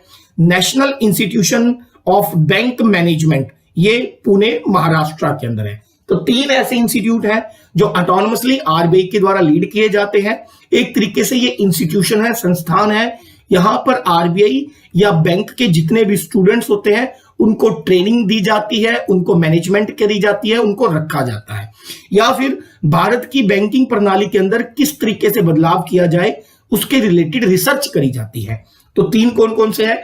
Indira Gandhi institute of development and research Goregaon Mumbai, institute for development and research in banking technology Hyderabad, national institute of bank and management Pune. Clear होगी बात? Next आगे बढ़ते हैं। अगला क्वेश्चन पूछा गया है, जैसा कि मैंने आपको बताया कि आरबीआई का जो ऑफिस है लगभग 31 लोकेशंस के अंदर है भारत में। अगर किसी ऐसी जगह पर आरबीआई को काम हो जहां पर आरबीआई का लोकेशन यानी कि आरबीआई का ऑफिस ना हो, ना ही हेड ऑफिस हो, ना ही रीजनल ऑफिस हो, ना ही सब ऑफिस हो, तो क्या होगा? तो इस क्वेश्चन में पूछा गया है who work as RBI's agent at a place where it has no office its own. कौन आरबीआई की जगह पर आरबीआई के एजेंट के तौर पर काम करता है जहां पर आरबीआई का अपना पर्टिकुलर ऑफिस नहीं है? तो याद रहे state bank of India. Clear? State bank of India के बारे में मैंने बताया था कि 3 बैंक थे, bank of Bengal, bank of Bombay और बैंक ऑफ मद्रास। इन तीनों को मर्ज करके 1921 में एक बैंक बनाया गया था जिसका नाम था empirical bank of India. Empirical bank of India. और बाद में इंपीरिकल बैंक ऑफ इंडिया को 1955 में इसको बदलाव करके स्टेट बैंक ऑफ इंडिया बनाया गया था। क्लियर होगी बात? नेक्स्ट क्वेश्चन में पूछा गया guys, which of the following institute is are established by the RBI. निम्नलिखित में से कौन से ऐसे संस्थान हैं जिनको आरबीआई के द्वारा इस्टेब्लिश किया गया है? Indira Gandhi institute for the development of research, Goregaon, Mumbai. Institute for the development and research in banking and technology, Hyderabad. National institution for the bank management, Pune, Maharashtra. तो ये तीनों इंस्टीट्यूट जो है ऑटोनोमसली आरबीआई के द्वारा कंट्रोल्ड किए जाते हैं और गवर्न करे जाते हैं। तो ऑल ऑफ दिस। नेक्स्ट, ये क्वेश्चन इंपॉर्टेंट है। एक टॉपिक है सोशल वेलफेयर। सोशल वेलफेयर, ठीक है, समाज भलाई स्कीमा, उसके अंदर ये क्वेश्चन पूछा जाता है।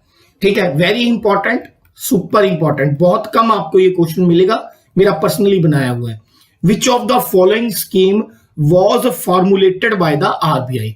निम्नलिखित में से ऐसी कौन सी स्कीम है जिसको फॉर्मुलेट किया जाता है आरबीआई के द्वारा? फॉर्मुलेट करने का मतलब उसकी कार्य प्रणाली को आरबीआई के द्वारा डिसाइड किया जाता है। तो उसमें से ये स्कीम है प्रधानमंत्री जन धन योजना। प्रधानमंत्री जन धन योजना सुपर इंपॉर्टेंट। 2014 में प्रधानमंत्री जन धन योजना खोली थी और जिस दिन ये चली थी पहले दिन ही 4 करोड़ अकाउंट खुले थे इस योजना के तहत, जो अपने आप में एक वर्ल्ड रिकॉर्ड है। ठीक है, जिसके अंदर बहुत सारे लोग बोलते हैं मोदी वाला खाता खुले, ऐसी मोदी वाला खाता। क्लियर? दैट इज कॉल्ड प्रधानमंत्री जन धन योजना। नेक्स्ट है भाई, what is the preamble of the reserve bank of India. सबसे पहले प्रियम्बल होता क्या है? सरल भाषा में हम लोग प्रियम्बल को बोलते हैं प्रस्तावना। यानी कि एक तरीके से आरबीआई को बनाने का मकसद क्या है? What is the main motto of RBI. RBI किस सोच के तहत काम करती है, उसे हम लोग प्रियम्बल कहते हैं। चलिए सबसे पहले मैं इसको समझाता हूं, आपको इंग्लिश में डिक्टेट करता हूं, फिर मैं सरल भाषा में समझाऊंगा। आरबीआई का प्रस्तावना यानी कि प्रियम्बल है to regulate the issue of bank notes and keeping of reserve to secure monetary stability in India and generally to operate the currency and the credit system of the country to its advantage। सरल भाषा में कहें कि RBI का जो main preamble मोटो है वो है बैंक नोट इशू करना। ठीक है, बैंक नोट्स इशू करना। जो हम लोग देखते हैं कि हमारे जो बैंक नोट्स होते हैं वो आरबीआई के द्वारा इशू किए जाते हैं। बैंक के पास पैसे को रिजर्व रखना, किस तरीके से बैंक के पैसे को रिजर्व रखा जाता है। ठीक है जी, जो बैंकों में हम लोग पैसा जमा करवाते हैं वो पैसा बैंक से आरबीआई के पास रिजर्व होता है। ये मेन काम है आरबीआई का। इसके अलावा इंडिया के अंदर, कंट्री के अंदर मॉनेटरी स्टेबिलिटी लेके आना। मॉनेटरी स्टेबिलिटी क्या होती है? इन्फ्लेशन को कंट्रोल करना। इन्फ्लेशन यानी कि महंगाई, इन्फ्लेशन को कंट्रोल करना, डिफ्लेशन को कंट्रोल करना। नेक्स्ट लेक्चर में हम लोग करेंगे कुछ मॉनेटरी पॉलिसीज होती हैं जैसे SLR, CRR, cash reserve ratio, repo rate, repurchase agreement, reverse repo rate वगैरह वगैरह। इन सबको हम लोग मॉनेटरी पॉलिसी के टूल्स बोलते हैं। इन सारे टूल्स की हेल्प से भारत के अंदर महंगाई की दर को कंट्रोल करना। इसके अलावा इस तरीके के और बहुत सारे काम है जो आरबीआई करती है। मेनली अगर मैं सरल भाषा में कहूं, आरबीआई का पूरा काम क्या है कि देश की ओवरऑल ग्रोथ करना, इकोनॉमी की ओवरऑल ग्रोथ करना। ठीक है, जिसको हम लोग सरल भाषा में सस्टेनेबल ग्रोथ बोलते हैं। क्लियर? ये आरबीआई का प्रियम्बल है। ओके, यहां पर आप देख सकते हैं ये है आरबीआई का लोगो।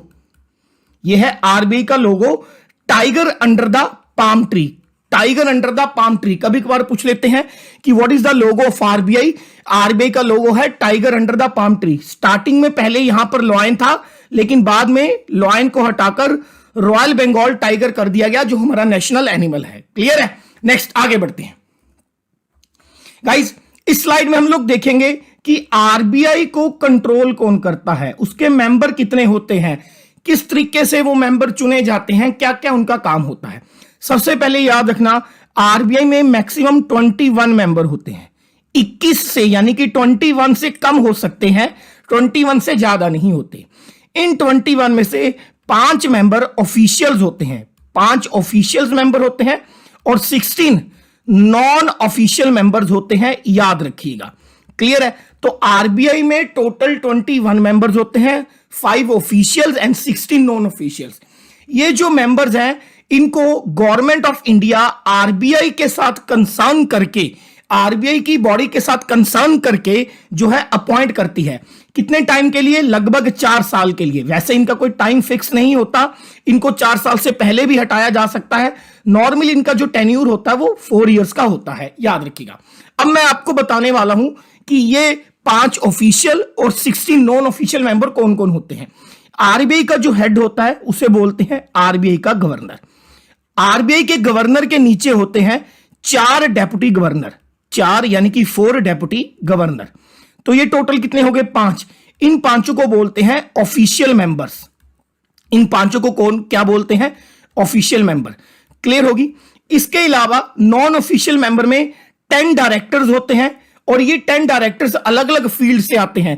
जैसे कोई मार्केटिंग रेगुलेशन बॉडी का एक्सपर्ट है, जैसे कोई एग्रीकल्चर एक्सपर्ट है, जैसे कोई मैनेजमेंट एक्सपर्ट है। तो ये 10 डायरेक्टर अलग अलग फील्ड से आते हैं, और इनमें से 2 गवर्नमेंट ऑफिशियल्स होते हैं, ये याद रखना। क्लियर होगी बात के नहीं होगी? क्या याद रखने वाली बात है? 10 डायरेक्टर्स आते हैं नॉन ऑफिशियल कैटेगरी में, जो अलग अलग फील्ड से होते हैं, प्लस 10 के अलावा 2 गवर्नमेंट ऑफिशियल्स होते हैं, यानी कि जो गवर्नमेंट ऑफ इंडिया की तरफ से, खासकर मिनिस्ट्री ऑफ फाइनेंस, वित्त मंत्रालय की तरफ से अपॉइंट किए जाते हैं। क्लियर है जी? तो 10 मेंबर ये हो गए, 2 ये हो गए, टोटल कितने हो गए? 12, और 5 पहले थे। 12 और 5 कितने हो गए भाई? 17 हो गए। बात क्लियर है कि नहीं है? इसके अलावा 4 डायरेक्टर्स जो आते हैं वो लोकल बॉडी से आते हैं। अब पहले तो ये समझना है कि सर लोकल बोर्ड्स होते क्या हैं, ये हमें समझना है। देखिए, इंडिया के अंदर 4 डायरेक्शंस हैं।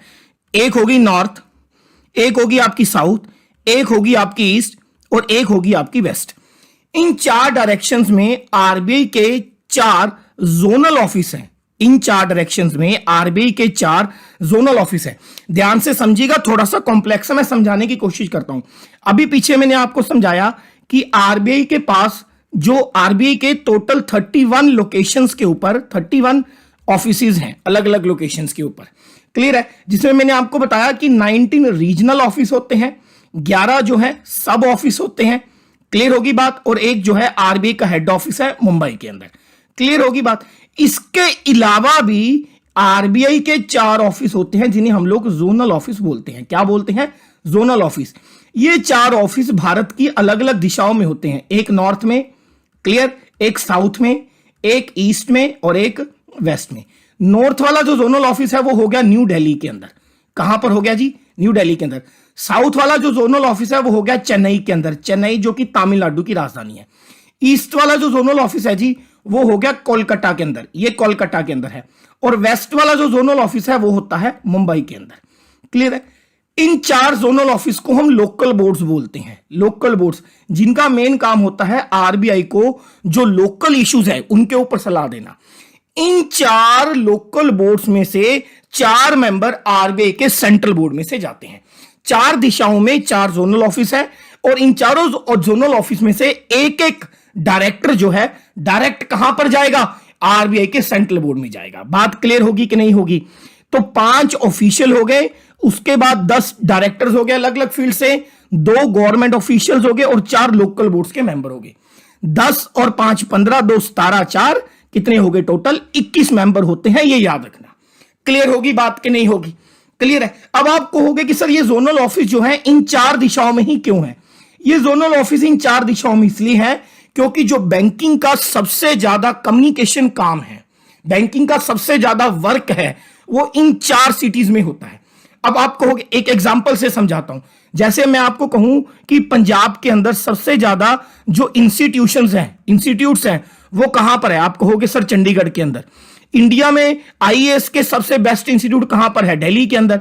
कभी आपने सुना है कि इंडिया में आईएएस का बेस्ट इंस्टीट्यूट जो है लद्दाख में है, कश्मीर में है, या अरुणाचल प्रदेश में है, या चेन्नई में है?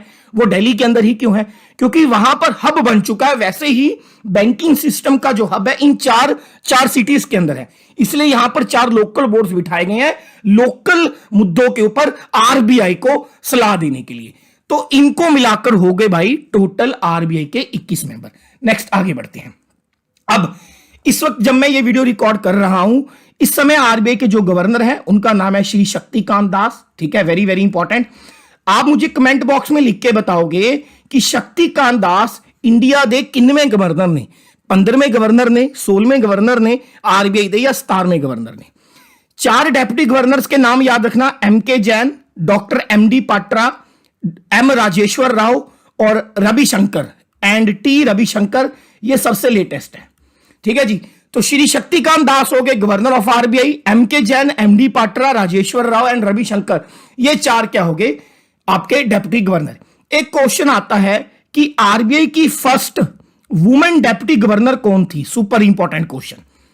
Who was the first female deputy governor of RBI? वो थी K J Udeshi was the first female deputy governor of RBI. इसके अलावा एक क्वेश्चन आता है कि उस पर्सन का नाम बताओ जो इकलौता ऐसा पर्सन है भारत के इतिहास में जो आरबीआई के गवर्नर के साथ साथ देश का प्राइम मिनिस्टर भी रहा है, नन अदर देन सरदार मनमोहन सिंह। यह भी याद रखना। तो अगर क्वेश्चन पूछा जाए पहली महिला डेप्यूटी गवर्नर आरबीआई की कौन थी, तो के जे उडेशी थी। पहले प्रधानमंत्री जो आरबीआई के गवर्नर भी रहे वो थे सरदार मनमोहन सिंह। बात क्लियर होगी कि नहीं हो गई? आई होप आपको ये बातें समझ में आ गई होगी। चलिए नेक्स्ट करते हैं। Now what are the main functions of RBI? सबसे पहले है इशू ऑफ नोट्स, यानी कि हमारी जो करेंसी है उसे इशू किया जाता है, रेगुलेट किया जाता है। देखिए, मैं यहां पर जब करेंसी की बात कर रहा हूं तो करेंसी हमारे यहां पर 2 तरीके की होती है। एक तो हार्ड करेंसी होती है, जैसे सिक्का या कोई क्वाइन, 5 रुपए का सिक्का, ठीक है, 10 रुपए का, 20 रुपए का, जितना जो भी होता है हार्ड क्वाइन। एक होता है पेपर करेंसी। जब भी मैं बात करूं कि आरबीआई करेंसी छापती है तो याद रहे आरबीआई के पास सिर्फ पेपर करेंसी को छापने का पावर है।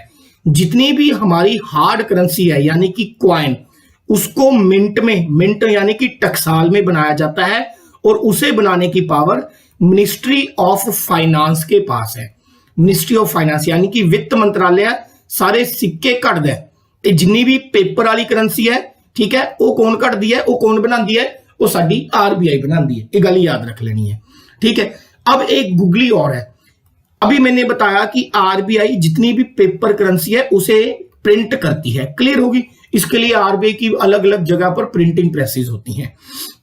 अगर कोई नोट यानी कि पेपर करेंसी 1 रुपया या उससे छोटी है, ठीक है, आजकल तो चलो नहीं होती लेकिन ये रूल है, अगर कोई पेपर करेंसी 1 रुपए की या उससे छोटी की पेपर करेंसी है तो वो मिनिस्ट्री ऑफ फाइनेंस के द्वारा कंट्रोल करी जाती है। लेकिन 1 रुपए से ऊपर की जितनी भी करेंसी है उसको आरबीआई के द्वारा कंट्रोल किया जाएगा। पेपर करेंसी की बात कर रहा हूं, फिर से समझिए, थोड़ा सा कॉम्प्लेक्स है कि इंडिया में करेंसी 2 तरीके की होती है। One is called hard currency and one is called soft currency. जिन्ने भी क्वाइन ने वो मिनिस्ट्री ऑफ फाइनेंस के द्वारा बनाए जाते हैं। ठीक है, मिनिस्ट्री ऑफ फाइनेंस की देख रेख च बनाए जाते हैं। सॉफ्ट करेंसी है वो ज्यादातर कौन बनाती है? आरबीआई। सॉफ्ट करेंसी च की गुगली याद रखनी है भी 1 रुपए या तो छोटे वाला जे नोट बनाना है कागज का तो वो फाइनेंस मिनिस्ट्री की निगरानी च बनूगा। लेकिन 1 रुपए तो जिन्ने भी बड़े नोट ने इंडिया च 10 रुपए का, 20 रुपए का, 50 रुपए का, 100 रुपए का, 500 रुपए का, 2000 रुपए का, वो सब कौन बनाएगी? आरबीआई बनाएगी। क्लियर? 1 रुपए से जितनी भी बड़ी कागज की करेंसी है, 10 रुपए, 20 रुपए, 50 रुपए, उसके ऊपर साइन आरबीआई के गवर्नर के होते हैं। लेकिन 1 रुपए का जो कागज का नोट होता था उसके ऊपर जो साइन थे वो फाइनेंस मिनिस्ट्री के सेक्रेटरी के होते थे, ठीक है। वित्त मंत्रालय दी सेक्रेटरी दे साइन हुंदे सी 1 रुपए दे नोट दे उत्ते। 1 रुपए तो ऊपर दा जेड़ा भी कागज दा नोट हो उते आरबीआई दे गवर्नर दे साइन होणगे। 1 रुपए दे ऊपर तो जिन्ना भी कागज दा नोट हो वो सारा आरबीआई देखूगी बनाने वास्ते, प्रिंट करने वास्ते। 1 रुपए का जेड़ा नोट आ वो मिनिस्ट्री ऑफ फाइनेंस देखूगी ते ओदे उत्ते साइन भी फाइनेंस मिनिस्ट्री दी सेक्रेटरी दे होंगे। क्लियर हो गया, फाइनेंस मिनिस्ट्री के सेक्रेटरी के होंगे। Next, the regulation issue of bank notes above 1 रुपी, 1 रुपए तो ऊपर दी। क्लियर, जितनी भी करेंसी इशू है वो आरबीआई करेगी। It act as only source of legal tender money because the 1 rupee note issued by the Ministry of Finance and also circulated through it। 1 रुपए का जो नोट है वो सारा करता धरता उसका मिनिस्ट्री ऑफ फाइनेंस देखेगा और 1 रुपए के नोट के ऊपर फाइनेंस मिनिस्टर के सेक्रेटरी के साइन होंगे। क्लियर होगी बात? क्लियर। नेक्स्ट, आरबीआई अपने यहां पर करेंसी छापने के लिए मिनिमम रिजर्व सिस्टम का इस्तेमाल करता है। मिनिमम रिजर्व सिस्टम क्या है? क्या आपके दिमाग में कभी क्वेश्चन आया कि आरबीआई फटाफट नोट पे नोट छाप दे और इंडिया के हर एक गरीब को अमीर बना दे? ऐसा नहीं होता, ठीक है। इंटरनेशनल लॉज कहते हैं कि भाई जितना आपके पास गोल्ड रिजर्व है, जितना आपके पास गोल्ड रिजर्व है उसी फॉर्म के अंदर आप अपने यहां पर करेंसी प्रिंट कर सकते हैं। पहली बात ये याद रखना। क्लियर। तो आरबीआई के पास मिनिमम रिजर्व सिस्टम, इसी को बोलते हैं मिनिमम रिजर्व सिस्टम। जितना रिजर्व रखोगे उसी हिसाब से करेंसी छाप पाओगे।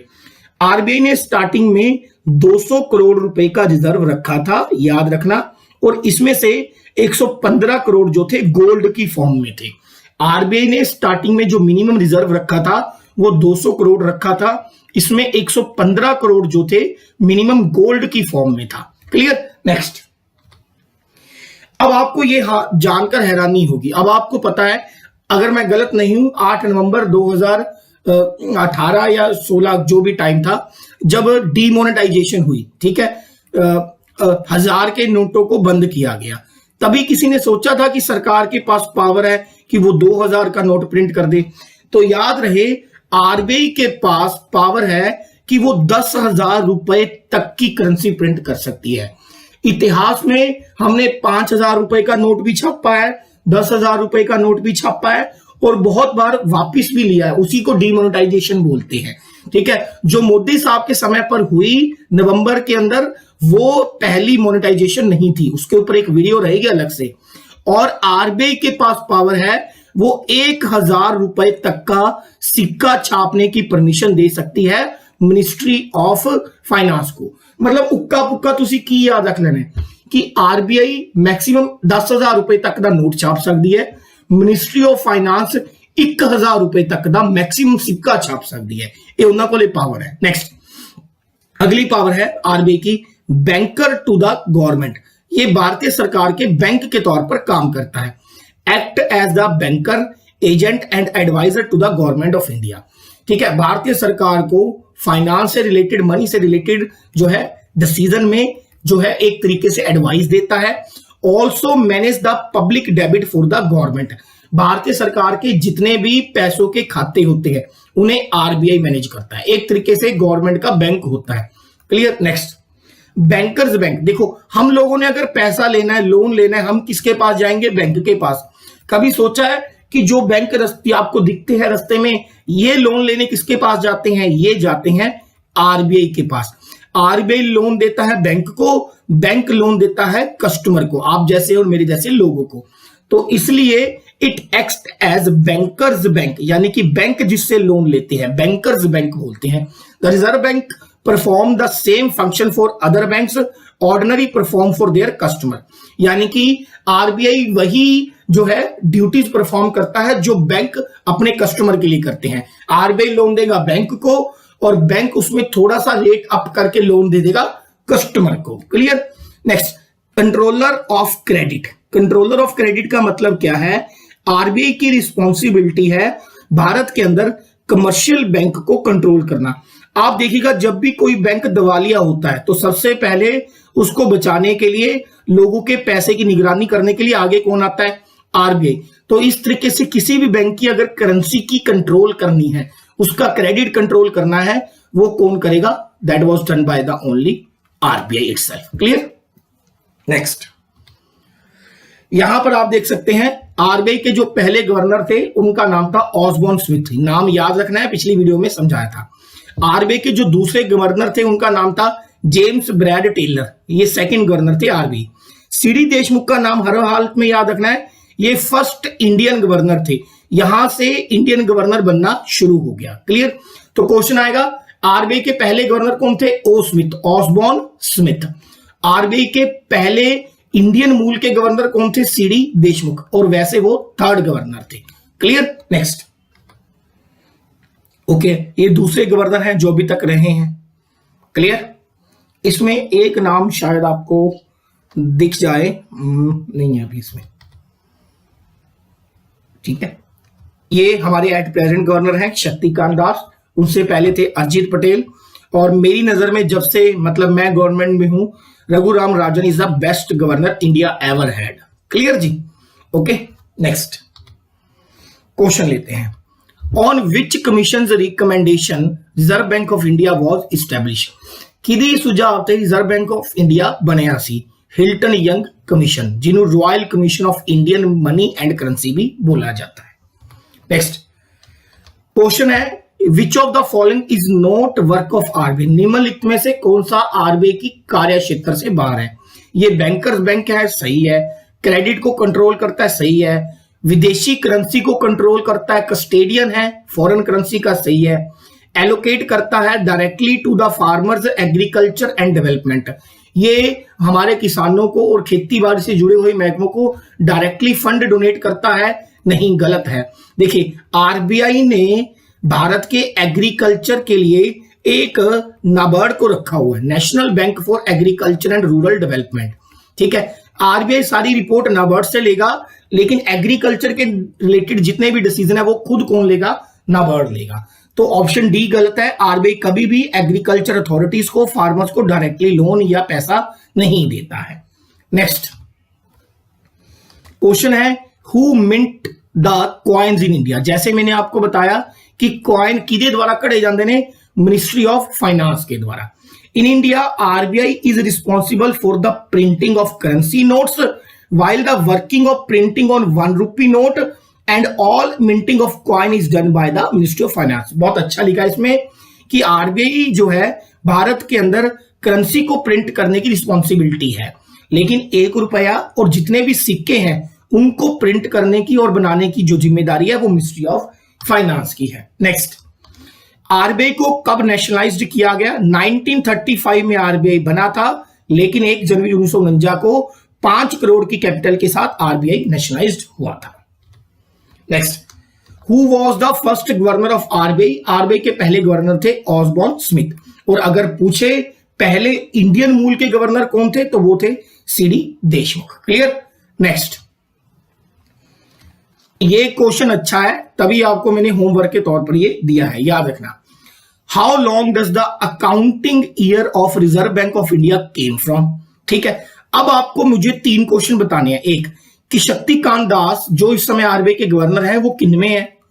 दूसरा क्वेश्चन, इंडियन गवर्नमेंट का फाइनेंशियल ईयर कहां से कहां तक होता है? इसमें बदलाव हुआ है, याद रखना। भारत का जो फाइनेंशियल ईयर होता है, ठीक है, वो कहां से कहां तक है? आरबीआई का जो फाइनेंशियल ईयर है उसका टाइम पीरियड बताइए। फाइनेंशियल ईयर समझते हो ना?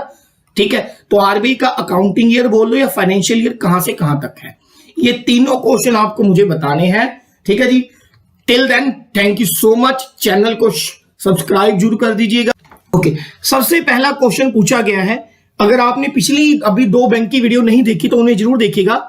पहले क्वेश्चन में पूछा गया है कि आरबीआई के पास सोल राइट्स हैं, सोल राइट्स यानी कि कंप्लीट राइट्स हैं कि जो बैंक की करेंसी होती है, नोट से, वो भी खासकर कागज वाला नोट, पेपर करेंसी जो होती है, उसे आरबीआई के द्वारा इशू किया जाता है।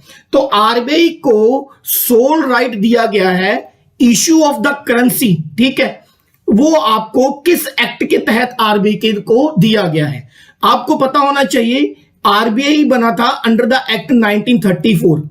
तो इस एक्ट के सेक्शन 22 के अंदर यह कहा गया है कि भारत के अंदर जितनी भी पेपर करेंसीज होंगी, ज्यादातर उन करेंसीज को छापने का, प्रिंट करने का जो पूरा कंट्रोल होगा वो किसके पास होगा? आरबीआई के पास होगा। पिछली वीडियोस के अंदर मैंने बताया था कि जो 1 रुपए का पेपर नोट होता है, कागज का नोट होता है, वो या उससे छोटी अगर कोई करेंसी हो तो उसको छापने का और कंट्रोल करने का सारा दामोदर फाइनेंस मिनिस्ट्री के ऊपर, वित्त मंत्रालय के ऊपर होता है। लेकिन 1 रुपए का जो कागज का नोट है, उससे बड़ी अगर कोई करेंसी है तो वो सारी की सारी कौन देखेगा? आरबीआई देखेगा। क्लियर होगी बात? तो सेक्शन 22 एक्ट 1934 आरबीआई को कंप्लीट राइट देता है, ठीक है, करेंसी इशू करने का। Make provides the RBI has the sole right to issue bank note of all denominations, thus Reserve Bank is responsible for the design, production and overall management of the national currency. ये line बहुत important है, ठीक है, कि RBI को currency को design करने का, उसे प्रोड्यूस करने का और उसे मार्केट में किस तरीके से मैनेज करने का ये कंप्लीट राइट दिया गया है नेशनल करेंसी का under the section 22 RBI act 1934 के तहत। क्लियर? आज फिलहाल कल इस समय पर हमारे यहां पर कौन कौन सी करेंसी इशू है कागज के रूप में? 5 रुपए की है, 10 रुपए की है, 20 रुपए की है, 50 रुपए की है, 100 रुपए की है, 500 रुपए की है और 200 रुपए की भी है। और मैंने आपको पिछली वीडियोस में बताया था कि आरबीआई के पास पावर है कि वो पेपर करेंसी 10,000 रुपए तक का नोट छाप सकती है। ये आरबीआई को पावर दी गई है। अगर बात करें क्वाइन की तो वो 1,000 रुपए तक का सिक्का छाप सकती है। पिछली वीडियो में हमने ये डिस्कशन किया था, साथ में ये ऐड कर लीजिएगा। नेक्स्ट, इस क्वेश्चन में पूछा गया है कि हिंदी और इंग्लिश के अलावा हमारी जो करेंसी है उसके ऊपर कितनी और भाषाएं छपी होती हैं, या फिर ये कह लीजिए कि apart from Hindi and English how many language are written on Indian currency note. ठीक है, हिंदी और इंग्लिश भाषा के अलावा हमारी करेंसी जो है और कितनी भाषाओं में छपती है? तो याद रहे 15 भाषाओं में छपती है, या ये कह लीजिए 15 रीजनल लैंग्वेज के अंदर छपती है। तो 50 रीजनल लैंग्वेज प्लस 2 हिंदी और इंग्लिश, तो टोटल कितनी भाषाओं में हमारी करेंसी छपती है? दैट इज टोटल 17 लैंग्वेज के अंदर। ठीक है, और वो कौन कौन सी रीजनल लैंग्वेज है? असम की असमीज, बंगाली, गुजराती, कन्नड़, कश्मीरी, कोंकणी, मलयालम, मराठी, नेपाली, ओड़िया, पंजाबी, संस्कृत, तमिल, तेलुगु एंड उर्दू। आपको सारी भाषाएं याद नहीं रखनी है, you just have to remember कि इंग्लिश और हिंदी के अलावा हमारी जो करेंसी है वो 15 भाषाओं को फॉलो करती है bye the RBI. Clear? Next, okay, next question में पूछा गया है कि किसे कहा जाता है the lender of last resort. The lender of last resort का मतलब, लेंडर का मतलब होता है उधार देना, ठीक है, लेंड करना। अब मेरी बात जरा ध्यान से समझिए, हम लोग एक कस्टमर हैं, एक कॉमन मैन के एग्जांपल लेते हैं, ये बोरो करता है मनी, ठीक है, लोन के रूप में, किसी भी चीज के रूप में, कहां से? बैंक से। बैंक जो है वो मनी कहां से लाता है? तो बैंक आगे बोरो करता है मनी किससे? आरबीआई। तो जो लास्ट लेंडर है वो कौन हुआ? आरबीआई। तो who is known as the last lender of resort? That is known as the RBI. RBI के अलावा में कुछ और बातें, RBI is the lender of the last resort. The reserve bank of India कब बना था? 1 अप्रैल 1935 को, पिछली वीडियो में डिस्कशन कर चुके हैं। Central office of the reserve bank of India was initially in Calcutta. Starting में आरबीआई का जो ऑफिस था, हेड ऑफिस, वो कलकत्ता में था। 1937 के अंदर कलकत्ता से शिफ्ट करके कहां लाया गया? मुंबई के अंदर। एट प्रेजेंट जब मैं ये वीडियो बना रहा हूं, आरबीआई के जो गवर्नर है वो शक्तिकांत दास है, ठीक है। फिर भी आपको सुजेशन रहेगी कि यहीं पर वीडियो पॉज करिए और गूगल खोलिए और चेक करिए कि आरबीआई का गवर्नर कौन है, क्योंकि हो सकता है कि जब तक ये वीडियो आप तक पहुंचे तब तक गवर्नर में अपडेशन आ चुकी हो। रिजर्व बैंक ऑफ इंडिया का राष्ट्रीयकरण कब किया गया था? तो ये किया गया था 1949 के अंदर। ओके, आगे बढ़ते हैं, नेक्स्ट क्वेश्चन लेते हैं। इस क्वेश्चन में पूछा गया है कि देखिए आरबीआई के बहुत सारे गवर्नर रहे हैं, ठीक है, उनमें से ऐसे कौन से गवर्नर हैं जो बाद में जाकर देश के प्रधानमंत्री बने? और इसी क्वेश्चन को इनडायरेक्टली किस तरीके से पूछा गया है? देखिए पूछा गया है इस क्वेश्चन को from the following former prime minister whose name can be found on Indian currency note. निम्नलिखित में से कौन से ऐसे भारतीय प्रधानमंत्री रहे हैं जिनका भारत की करेंसी के ऊपर जो है नाम मिलता है। अब आपको पता है कि मैंने पिछली वीडियो में समझाया था कि आरबीआई के गवर्नर के साइन होते हैं इंडियन करेंसी के ऊपर, अगर वो 1 रुपए से बड़ी कागज की करेंसी है तो वो ऐसा गवर्नर जो पहले आरबीआई का गवर्नर भी रहा लेकिन बाद में देश का प्रधानमंत्री भी बना, तो वो थे सिर्फ और सिर्फ डॉक्टर मनमोहन सिंह, सरदार मनमोहन सिंह। क्लियर होगी बात? तो इस क्वेश्चन का आंसर आपको याद रखना है, वो है सरदार मनमोहन सिंह। कुछ एक्स्ट्रा बातें, the signature on the currency is a part of the promissory note which is duly signed by the RBI. Clear? This means that as the section 26 of the reserve bank of India act 1934, ठीक है, bank is liable to pay you the value of a bank note, this is payable you on the demand by the RBI being the issuer. इस पूरी में कहा गया है कि RBI के सेक्शन 26 में एक्ट 1934 में यह कहा गया है जितनी भी करेंसी मार्केट में अवेलेबल है वो आरबीआई के बिहाफ के ऊपर है, और Manmohan Singh was the RBI governor who letter become the prime minister of India. Clear होगी? ऐसा देश का प्रधानमंत्री जिसकी नाम या सिग्नेचर करेंसी पर मिलेगी, तो इन शॉर्ट वो ऐसे बंदे के बारे में बात कर रहा है जो हमारे देश का प्रधानमंत्री भी रहा है और आरबीआई गवर्नर भी रहा है, सरदार मनमोहन सिंह। ओके, अब ये क्वेश्चन लेते हैं। बहुत सारे आरबीआई गवर्नर रहे हैं। Who among the following had the shortest tenure as the governor of RBI. निम्नलिखित में से या जितने भी आरबीआई के गवर्नर हुए हैं उनमें से सबसे शॉर्टेस्ट टेन्यूर, सबसे छोटे समय का कार्यकाल किसका था? वैसे गवर्नर का कार्यकाल कोई फिक्स नहीं होता, ज्यादातर गवर्नर का समयकाल 4 से 5 साल का होता है आरबीआई के गवर्नर का। तो जो सबसे शॉर्टेस्ट टेन्यूर रहा है वो रहा है अमिताभ घोष का। Amitabh Ghosh had the shortest tenure as the governor of RBI, और इनका जो टेन्यूर था सिर्फ और सिर्फ कितने दिन के लिए था? 20 दिन के लिए। Super important question. 15 जनवरी 1985 से लेकर 4 फरवरी 1985 तक। ओके, अगर पूछे किसका अभी तक का सबसे लॉन्गेस्ट टेन्यूर रहा है, वो है Benegal Rama Roy. Benegal Rama Roy is the longest serving governor, और इनका समय काल रहा है लगभग 7 साल। आरबीआई के जो पहले गवर्नर थे उनका नाम था ऑसबॉर्न स्मिथ, ठीक है, या जिनको ओ स्मिथ भी कहते हैं। और अगर पूछे पहले इंडियन गवर्नर कौन थे? CD Deshmukh. Clear? Osborne Smith का जो समय काल था वो था लगभग 821 दिन। 1 अप्रैल 1935 जिस दिन आरबीआई का फाउंडेशन हुआ से लेकर 30 जून 1937 तक। क्लियर होगी बात? तो ये कुछ इंपॉर्टेंट क्वेश्चन थे जो हमें याद रखने हैं। अब हम शुरू करते हैं हमारा आज का topic, that is your regional rural bank. देखिए, इन जो मैं ये डाटा बनाता हूं ना, मुझे एक वीडियो बनाने में मिनिमम 2 डे लगते हैं, 2 से 3 डेज लगते हैं, ठीक है। रिकॉर्ड करने में तो 2 से 2.5 घंटे लग जाते हैं, लेकिन जो डाटा एनालिसिस करके अपडेट करके निकालना पड़ता है ना, लगभग आधा गूगल पढ़ देना पड़ता है। हर एक वेबसाइट से, लीगल वेबसाइट से, यहां तक कि जो लास्ट 10 ईयर के पेपर होते हैं उसको भी मैं एनालिसिस करता हूं कि उसमें कौन से क्वेश्चन पूछे गए हैं टॉपिक के ऊपर, और उसको इसमें ऐड कर देता हूं। सारा सिलेबस आपका कवर होगा, आपको बस थोड़ा सा पेशेंस रखना है, ठीक है जी। नेक्स्ट, सबसे पहले पूछा गया है रीजनल रूरल बैंक बेसिकली होते क्या है, ठीक है। The regional rural banks are the local level banking. सबसे पहले ये भारत की एक तरीके की डोमेस्टिक बैंकिंग है, घरेलू बैंकिंग है, जो बेसिकली काम करती है रूरल यानी कि पेंडू खेते दे, पिंडा दे खेतियां नू प्रमोट करने वास्ते, उन्होंने डेवलप करने वास्ते। एक लोकल या फिर रूरल क्षेत्र की कौन कौन सी नीड्स होती हैं उसको पूरा करने के लिए आरआरबी की स्थापना करी गई थी। तो पहला question, what do you mean by the regional rural bank? So the regional rural bank are the local level banking organization operation in the different states of India created with a view to serve primarily the rural areas of India with the basic banking and financial services। इस पूरी line में कहा गया है कि RRB का जन्म ही primarily मुख्य तौर पर इसलिए हुआ है कि जो हमारे रूरल क्षेत्र है, ठीक है, उन एरिया की जो बेसिक बैंकिंग और पैसे से जुड़ी हुई जरूरतें हैं उनको पूरा किया जा सके। क्लियर है? ठीक है।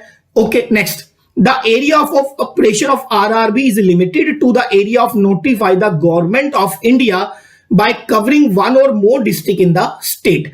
इसमें कहा गया है कि जो एक आरआरबी है, एक रीजनल रूरल बैंक है, वो बहुत लिमिटेड एरिया में जो है अपना सेवाएं दे सकता है और वो एरिया गवर्नमेंट के द्वारा, स्टेट प्लस सेंटर दोनों के द्वारा मिलकर तय किया जाता है। ठीक है, आरआरबीज को बनाने का जो श्रेय जाता है वो जाता है नरसिम्हा कमेटी को। Super important, which committee recommendation to form the RRBs, that is Narasimha committee. अच्छा, एक क्वेश्चन मैं आपके लिए पूछता हूं, देखिए आरआरबी का जो मॉडल है वो किस कंट्री से अडॉप्ट किया गया है? रूरल क्षेत्र के बैंकों का जो मॉडल है वो किस कंट्री से बोरो किया गया है? आरआरबी जो बैंकिंग मॉडल है ये एक्चुअल में भारत की एक नेबरिंग कंट्री है, उस कंट्री से उठाकर भारत में, जिसको हम बोलते हैं ना, कॉपी पेस्ट किया गया है। तो ये किया गया था नरसिम्हा कमेटी के द्वारा। क्लियर, आगे बढ़ते हैं। अब देखिए, किसी भी बैंक को चलाने के लिए जरूरत होती है कैपिटल की। कैपिटल का मतलब क्या होता है? मनी। ठीक है, इन्वेस्टमेंट, शेयर्स। तो किसी भी, अगर आपको आरआरबी को चलाना है तो उसकी इन्वेस्टमेंट कैसे होगी? इसमें तीन चीजें इन्वॉल्व होती हैं। इसमें एक सेंट्रल गवर्नमेंट इन्वॉल्व होती है, इसमें स्टेट गवर्नमेंट इन्वॉल्व होती है और एक स्पॉन्सरिंग बैंक इन्वॉल्व होता है। ये आपके पेपर का 130% क्वेश्चन है। जब भी आरआरबी के ऊपर पिछले 4 से 5 साल में क्वेश्चन पूछा गया तो इसी के ऊपर पूछा गया। स्ट्रक्चर ऑफ आरआरबी क्या कहती है कि मान लीजिए अगर किसी आरआरबी को चलाने के लिए टोटल कैपिटल की जरूरत 100 करोड़ है। ठीक है, 100 करोड़ है, तो 100 करोड़ का 50% जो है वो सेंट्रल गवर्नमेंट इन्वेस्ट करती है। क्लियर होगी बात? ठीक है, 15% 100 करोड़ का स्टेट गवर्नमेंट के द्वारा इन्वेस्ट किया जाएगा। पीछे बचा हुआ जो 35% है वो कोई भी कमर्शियल के बैंक के द्वारा स्पॉन्सर्ड किया जाएगा। कमर्शियल बैंक की डेफिनेशन में आपको पिछली वीडियोस में बता चुका हूं, चाहे वो एसबीआई हो सकता है, वो कोई आईसीआई प्राइवेट बैंक हो सकता है, वो कोई भी बैंक हो सकता है। क्लियर? तो बेसिकली आरआरबी में 50% कैपिटल हिस्सेदारी होती है सेंट्रल गवर्नमेंट की, सुपर इंपॉर्टेंट। 15% होती है जिस स्टेट में ओपन हो रहा है उस स्टेट की गवर्नमेंट की, और 35% इसमें इन्वेस्टमेंट कैपिटल होती है किसी भी स्पॉन्सर्ड बैंक की, वो कोई भी हो सकता है। क्लियर? नेक्स्ट, आगे बढ़ते हैं। वेरी इंपॉर्टेंट चीज ये। अब आरआरबी को 1975 2 अक्टूबर 1975 को स्टार्ट हुआ, लेकिन अगर एक्ट का ईयर पूछे तो एक्ट था 1976। क्लियर? देखिए, आरबीआई में थोड़ा सा डिफरेंट है। आरबीआई बना 1 अप्रैल 1935 को, एक्ट 1 साल पीछे है, एक्ट है 1934। ठीक है, आरआरबी में थोड़ा सा उल्टा है, काम करना इसने शुरू किया 2 अक्टूबर 1975 को, लेकिन एक्ट कौन से ईयर में बना? 1976 के अंदर। तो अगर एक्ट पूछे 1976 टिक मारेंगे, और अगर इनिशियल ईयर पूछे तो 2 अक्टूबर 1975 को आरआरबी ने अपना काम करना शुरू किया। ठीक है, तो आरआरबी एक्ट हो गया 1976 और इनिशियली वर्किंग स्टार्ट हुई 2 अक्टूबर 1975 को। स्टार्टिंग में 5 आरआरबी यानी कि रीजनल रूरल बैंक खोले गए थे। मुरादाबाद यूपी के अंदर, गोरखपुर यूपी के अंदर, भिवानी हरियाणा के अंदर, जयपुर राजस्थान के अंदर, मालदा वेस्ट बंगाल के अंदर। इसमें जो सबसे ज्यादा जरूरी आपको याद रखना है, एक मुरादाबाद और एक मालदा। ठीक है, स्टार्टिंग में आरआरबी 5 जगहों पर खोले गए थे। अब ये क्यों जरूरी है मुरादाबाद और मालदा?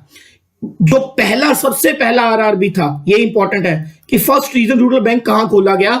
वो खोला गया मुरादाबाद यूपी के अंदर। मुरादाबाद यूपी के अंदर पहला आरआरबी खोला गया और इस बैंक का नाम था प्राथमा बैंक। ठीक है, Prathama bank, very very important. Headquarter Moradabad UP. और जब ये ओपन किया गया था तो इसकी जो इनिशियल कैपिटल थी, वो याद रखना, इनिशियल कैपिटल थी 5 करोड़ रुपए की। ठीक है, तो डायरेक्ट क्वेश्चन क्या आएगा? पहला आरआरबी कौन सा था? तो आप टिक मारेंगे Prathama bank, open in headquarter UP Moradabad, initial capital 5 crore. और इसका स्पॉन्सर्ड बैंक कौन था? Syndicate bank. स्पॉन्सर्ड बैंक कौन सा था? Syndicate bank. क्लियर? अब देखो, प्राथमा बैंक यूपी में खोला गया तो मतलब 15% इन्वेस्टमेंट यूपी गवर्नमेंट की होगी, 50% इन्वेस्टमेंट किसकी होगी? सेंट्रल गवर्नमेंट की, और जो 35% इन्वेस्टमेंट बची है वो किसकी होगी? सिंडिकेट बैंक की, क्योंकि वो स्पॉन्सर्ड बैंक है। क्लियर होगी बात? नेक्स्ट, केरला ग्रामीण bank is the largest RRB bank. सबसे बड़े, जितने भी टोटल आरआरबीज हैं तो उसमें जो सबसे बड़ा रूरल बैंक है वो है केरला ग्रामीण बैंक, जिसका हेडक्वार्टर है मालापुरम के अंदर, मालापुरम केरला के अंदर। क्लियर होगी बात? ओके। और इसका स्पॉन्सर्ड बैंक कौन सा है? कैनरा बैंक। क्लियर। नेक्स्ट आगे बढ़ते हैं। अभी मैंने आपको बताया कि जो इनिशियली 5 आरआरबी खुले थे उनमें से एक आरआरबी मालडा वेस्ट बंगाल के अंदर खुला था, इसको याद रखना, ये जरूरी है। नेक्स्ट पढ़ते हैं। अब देखिए रीजन आपको मैंने बताया था वीडियो के अंदर, कोई भी बैंक है इंडिया के अंदर या फाइनेंशियल इंस्टीट्यूशन है, उनकी जो लाइसेंस है वो देता है भारत के अंदर सिर्फ और सिर्फ कौन? आरबीआई। क्लियर। तो आप ये कह सकते हैं आरआरबी यानी कि रीजन रूरल बैंक को रेगुलेट किसके द्वारा, कंट्रोल किसके द्वारा किया जाता है? वो किया जाता है आरबीआई के द्वारा। यानी कि एक तरीके से आरबीआई सारे बैंकों का लाइसेंस होल्डर है।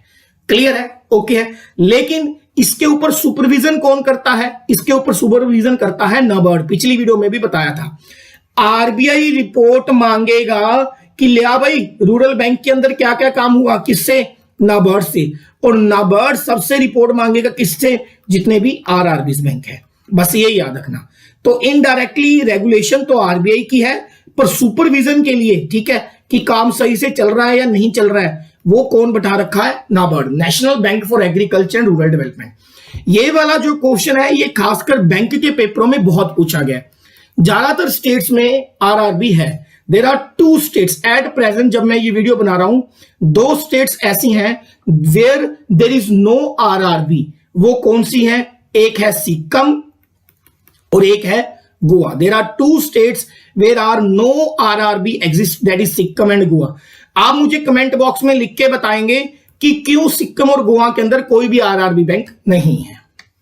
नेक्स्ट, अब हम देखेंगे बैंक से जुड़ी हुई कुछ इंपॉर्टेंट टर्म्स। आप बहुत बार सुनते हैं एनपीए, कि बैंकों को डर लगता है एनपीए, बैंक दिवालिया हो गया एनपीए।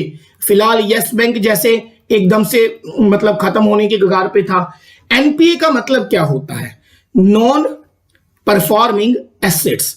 अब इससे पहले आप आगे बढ़े, आपको पता होना चाहिए एसेट क्या होता है, ठीक है, या फिर एक टर्म होती है लायबिलिटीज। ये होती क्या है इकोनॉमिक की भाषा में, मैं समझाने की कोशिश करूंगा। मान के चलिए ये एक कस्टमर है, ठीक है, ओके, मान के चलिए ये एक आपके पास कस्टमर है। ये कस्टमर गया बैंक के पास, ठीक है, कि भाई मुझे पैसे चाहिए। अब बैंक इसको मनी देगा एडवांस में, ठीक है, लोन के तौर पर, या और बहुत सारे तरीके होते हैं। ओवरड्राफ्ट एक टर्म होती है बैंक में, ओवरड्राफ्ट फैसिलिटी, और बहुत सारी चीजों के तरीके से बैंक एक कस्टमर को एडवांस में मनी देता है। क्लियर। अब बैंक ने जो ये मनी कस्टमर को दिया है तो वो बैंक का हो गया एसेट। ये बैंक का क्या हो गया? एसेट। ठीक है। एसेट बेसिकली क्या है? ऐसा कोई मनी जो बैंक ने एडवांस में कस्टमर को दिया है, लोन के रूप में, ओवरड्राफ्ट के रूप में, या किसी और तरीके से, और जिससे बैंक को यह उम्मीद है कि भाई लोन गया है तो अब मुझे क्या आएगा? वहां से इंटरेस्ट आएगा, ब्याज आएगा, जो बैंक की एक्चुअल में क्या होएगी? इनकम होएगी। ठीक है। तो इन चीजों को बैंक का क्या कहते हैं? एसेट कहते हैं। ठीक है। ये तो हो गया बैंक का एसेट, जो बैंक ने मनी दिया कस्टमर को। अब कस्टमर ने मनी लिया बैंक से, ठीक है, और उसके बदले में वो बैंक को इंटरेस्ट देगा, तो ये कस्टमर की होगी लायबिलिटीज। क्लियर होगी बात? ये बैंक की एसेट हो गई और कस्टमर की क्या होगी? लायबिलिटीज। अब एनपीए क्या है? Non performing asset. एसेट समझा दिया आपको। अब फिर से उसी डायग्राम पे चलो। ठीक है। यहां पर देख लो, बैंक ने लोन दिया था किसे? कस्टमर को, कि भाई यहां से मुझे देखो, जो लोन देते हैं उसको बोलते हैं प्रिंसिपल। छोटी बात, क्लासों में मैथ में एक चैप्टर होता था SICI, simple interest compound interest. Principal दिया था और प्रिंसिपल के ऊपर इनको क्या आता है? इंटरेस्ट। अब इस कस्टमर ने 90 दिन के लिए, रेगुलर 90 डेज में, ना बैंक को प्रिंसिपल दिया, ना बैंक को कोई इंटरेस्ट दिया। देखिए, जब कोई लोन देगा बैंक किसी कस्टमर को, तो उसकी किस्त बन जाती है ना, मंथली, क्वार्टरली, कि आपको इतनी किस्त देनी है। अगर कस्टमर ने 90 डेज में बैंक को ना कोई प्रिंसिपल मोड़ा है, ना उसके ऊपर देने वाला ब्याज मोड़ा है, तो ऐसे लोन को हम लोग क्या बोल देते हैं? NPA, non performing assets. Clear होगी बात? अब यहां से पढ़ो। Asset of a bank turns into non performing. Bank का कोई एसेट यानी कि प्रिंसिपल और इंटरेस्ट, वो नॉन परफॉर्मिंग एसेट बन जाएगा जब वो बैंक को कोई भी इंटरेस्ट या इनकम जनरेट करके नहीं देगा। सरल भाषा में बैंक ने जो पैसा कस्टमर को दिया, अगर उस पैसे ने कोई इनकम बैंक को जनरेट करके नहीं दी तो वो पैसा बैंक का क्या बन गया? एनपीए। इसे हम लोग क्या बोलते हैं? NPA, non performing assets. NPA आगे 3 तरीके का होता है, ठीक है। यहां पे थोड़ी एनपीए की और इंफॉर्मेशन मिल जाएगी। NPA is defined as credit facility in respect which is interest और installment of principal has remained past due for a specific period of time. इसमें कहा गया है एनपीए एक क्रेडिट है जो इंस्टॉलमेंट के रूप में या इंटरेस्ट के रूप में बैंक को आना था, लेकिन वो कुछ समय के लिए से 90 दिन के लिए ड्यू पड़ा है, आया नहीं है, उसे एनपीए कहा जाता है। और सरल भाषा में, अकाउंट की भाषा में इसे बैड और डाउटफुल डेबिट भी बोलते हैं।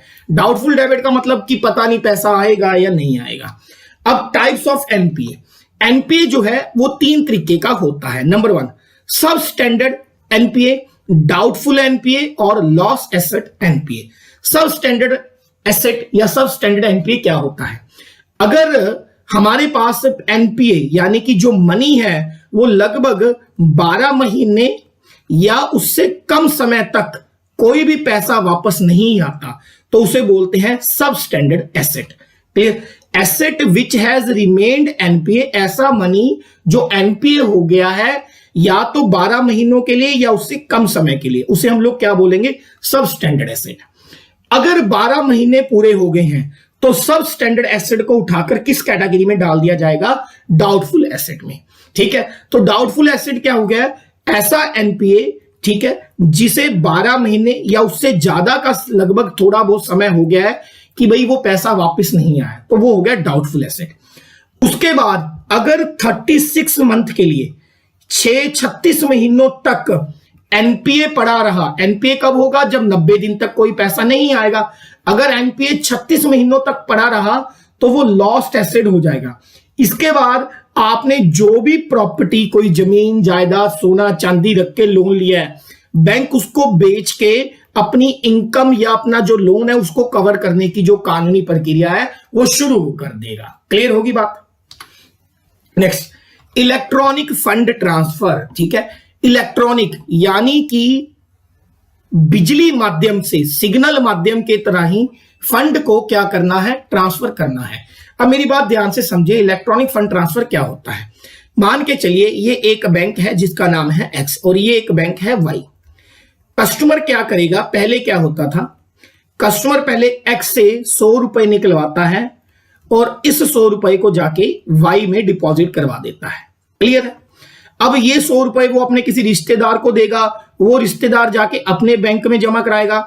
मतलब यहां पर कैश का फिजिकल मूवमेंट हो रहा है। ठीक है, लेकिन अगर मैं कैश का फिजिकल मूवमेंट रोक दूं तो मैं क्या करता हूं? देखो, ये कस्टमर है, ठीक है, जिसका अकाउंट एक्स में है और इसने पैसे देने हैं वाई को, तो वो ऑटोमेटिकली बैंक ट्रांजैक्शन कर देगा वाई के अकाउंट में। कैश नहीं मूव हुआ, इलेक्ट्रॉनिकली सिर्फ जो नंबर थे वो कम या ज्यादा हो जाएंगे। पहले इसके अकाउंट में मान लो 700 रुपए थे, 100 रुपए इसने वाई में ट्रांसफर कर दिए तो इलेक्ट्रॉनिकली यहां पर कितने बचे? 600, और इसके यहां पर 100 रुपए क्या हो जाएंगे? प्लस हो जाएंगे। फिजिकल मूवमेंट नहीं हुई कैश की, इलेक्ट्रॉनिकल ट्रांसफर हो गया। ठीक है, इलेक्ट्रॉनिक ट्रांसफर क्या है ना, इसके बहुत सारे फायदे हैं। एक तो ये चीप है, पेपरलेस है, ठीक है, 24/7 हो सकता है, वगैरह वगैरह। अब इलेक्ट्रॉनिक फंड ट्रांसफर मुख्यतः 3 तरीके का होता है। One is called NEFT, national electronic fund transfer, इसकी एब्रीवेशन याद रखनी है। सेकंड है RTGS, real time gross settlement. एक है IMPS, immediate payment services. Clear होगी बात? 3 तरीके का होता है। आजकल एक चौथा तरीका भी शुरू हो गया है, यूपीआई। ठीक है, ये भी हम लोग देखेंगे। नेक्स्ट, सबसे पहले देखते हैं रियल टाइम ग्रॉस सेटलमेंट यानी कि आरटीजीएस क्या होता है। RTGS system is a fund transfer mechanism where transfer of money take place from one bank to another bank on a real time and gross basis. Real time का मतलब क्या है? आप व्हाट्सएप पे चैट करते हो, इधर से मैसेज कस्टमर ने भेजा, साथ के साथ आपको वो मैसेज शो हो जाता है, उसको बोलते हैं रियल टाइम कन्वर्जन। ठीक है, उसी तरीके से आरटीजीएस में इधर से किसी कस्टमर ने पैसे ट्रांसफर किए, साथ के साथ वो पैसे जो है ट्रांसफर होने शुरू हो जाएंगे। क्लियर। मिनिमम वैल्यू अगर आपको किसी बैंक में आरटीजीएस करनी है तो वो मिनिमम वैल्यू 2 लाख रुपए होनी चाहिए। क्लियर। नेफ्ट क्या है? नेफ्ट के अंदर अगर आपको इलेक्ट्रॉनिक मनी ट्रांसफर करना है तो देयर इज नो लिमिट। जैसे आरटीजीएस में मिनिमम आपको कितनी लिमिट होनी चाहिए? 2 लाख रुपए की। और अगर 2 लाख रुपए से कम आपको इलेक्ट्रॉनिकल ट्रांसफर करना है तो वो किसके थ्रू होगा? नेफ्ट। और नेफ्ट को होने के लिए मैक्सिमम 2 घंटे का समय लगता है। आरटीजीएस रियल टाइम है, साथ के साथ ही ट्रांसफर हो जाएगा। नेफ्ट में मिनिमम कितने घंटे लगते हैं? 2 घंटे लगते हैं। तो अगर हमें पूछे कि नेफ्ट और आरटीजीएस में ज्यादा फास्ट कौन सा है तो वो है आरटीजीएस। या फिर बेसिक डिफरेंस क्या है? ये रियल टाइम सेटलमेंट है, ये एक इलेक्ट्रॉनिक फंड ट्रांसफर है जो 2 आवर्स तो लेगा ही लेगा। क्लियर। नेक्स्ट, आरटीजीएस जो जैसे कि मैंने बताया थोड़ा सा फास्ट है, ये बैचेस में होता है। बैचेस में मतलब 2 घंटे लगते हैं ना, तो पहले 2 घंटे लगेंगे, फिर अगली बार अगली ट्रांजैक्शन के लिए फिर 2 घंटे लगेंगे। बेसिकली नेफ्ट का जो टाइम होता है सुबह 8 बजे से लेकर शाम को 6:30 बजे तक होता है और सैटरडे वाले दिन 12:30 बजे होता है। और आरटीजीएस का जो टाइम है सुबह 9 बजे से लेकर शाम को 4:30 बजे तक होता है और सैटरडे वाले दिन 1:30 PM तक होता है। नेफ्ट की नो मिनिमम लिमिट और आरटीजीएस की मिनिमम लिमिट कितनी है? 2 लाख रुपए। और there is no maximum limit in term of NEFT as well as RTGS. Next, immediate payment services. यहां पर आप देख सकते हैं आईएमपीसी। आपने शायद कभी गूगल पे इस्तेमाल किया होगा या बहुत सारे फोन की एप्स आती हैं जैसे फोन पे हुआ, ठीक है, या फिर और दूसरी एप्स हैं जिसका इस्तेमाल करके आप साथ के साथ फंड को ट्रांसफर कर सकते हो। तो वो सब क्या है? Immediate payment services. ये बेसिकली एक तरीके का मोबाइल फोन ट्रांसफर है। ठीक है, इसका मतलब क्या है? इस सिस्टम के थ्रू जो आपका मोबाइल है वही आपका चैनल बन जाता है। ठीक है, यानी कि इधर से कस्टमर ने एक ऐप डाउनलोड करी, उस ऐप के थ्रू दूसरे कस्टमर को आपने क्या कर दिया? पैसा ट्रांसफर कर दिया। तो मोबाइल आपका क्या बन गया? चैनल बन गया। 24/7 ये काम करता है। एक चीज याद रखना, जो आईएमपीएस है, इमीडिएट पेमेंट सर्विसेज जो है, इसको कंट्रोल कौन करता है? भारतीय सरकार की एक संस्था है NPCI, national payment corporation of India. इसकी एब्रीवेशन बैंक में बहुत पूछते हैं। ठीक है, national payment corporation of India ये आईएमपीएस इमीडिएट पेमेंट सर्विसेज को कंट्रोल करता है। तो बेसिकली इमीडिएट पेमेंट सर्विसेज क्या है? एक तरीके की मोबाइल फोन ट्रांसफर है। नेक्स्ट, अगला देखेंगे यूपीआई। ये इंपॉर्टेंट है, आजकल काफी चल रहा है। ठीक है, देखिए UPI is a instant real time payment system developed by the NPCI facilitating interbank transaction. The interface is regulated by the RBI. UPI एक तरीके का आईएमपीएस की तरह ही है, लेकिन UPI is much faster than the IMPS. Clear. Unified payment system UPI जो है ये एक बैंक से दूसरे बैंक में ट्रांसफर करने के लिए आईएमपीएस से थोड़ा सा ज्यादा जो है फास्ट है और ये रियल टाइम पेमेंट करता है, साथ की साथ पेमेंट ट्रांसफर हो जाती है। क्लियर। और इसके अलावा इसमें और कुछ याद मत रखिए। आपने नाम सुना होगा आईएफएससी कोड। बहुत सारे बच्चे जब हमारा पेड कोर्स खरीदते हैं ना तो वो कहते हैं कि सर अपना अकाउंट नंबर के साथ आईएफएससी कोड भेज दो। आईएफएससी कोड क्या है? फुल फॉर्म पहले question, Indian financial system code. ठीक है जी, ये यूज होता है अगर आपको किसी की आरटीजीएस करनी है, नेफ्ट करनी है, तो आपको आईएफएससी कोड चाहिए। क्लियर, या मनी ट्रांसफर करना है। तो पहला क्वेश्चन, आईएफएससी कितने डिजिट का होता है? तो याद रहे आईएफएससी 11 डिजिट का होता है। अल्फा न्यूमेरिक मतलब इसमें कुछ अक्षर इंग्लिश के होते हैं और कुछ मैथ के, यानी कि 0 1 2 3 4 5 अल्फा न्यूमेरिक कोड होता है। नेक्स्ट, आप जब भी बैंक में जाते हैं और चेक का इस्तेमाल करते हैं तो चेक के नीचे एक कोड लिखा होता है, उस कोड को बोलते हैं MICR, magnetic ink character recognition technology. Clear. तो क्वेश्चन क्या आएगा कि जो चेक होता है उसके नीचे जो कोड होता है उसे क्या बोलते हैं? MICR। और ये कितने डिजिट का होता है? 9 डिजिट का। Super important question. ठीक है जी, आईएफएससी कोड कितने का होता है? 11 डिजिट का। और MICR कितने का होता है? 9 डिजिट का। क्लियर होगी बात। Next, white label ATMs. अब एटीएम तो आपको सबको पता होगा, ऑटोमेटेड टेलर मशीन। एटीएम दो तरीके की होती हैं, एक होती है ब्राउन लेबल एटीएम और एक होती है व्हाइट लेबल एटीएम। अब ब्राउन लेबल एटीएम क्या है? बहुत सारे बैंक होते हैं, मान लो एग्जांपल एसबीआई, ठीक है, एसबीआई बैंक है और उसके साथ ही उसकी एटीएम है, साथ के साथ।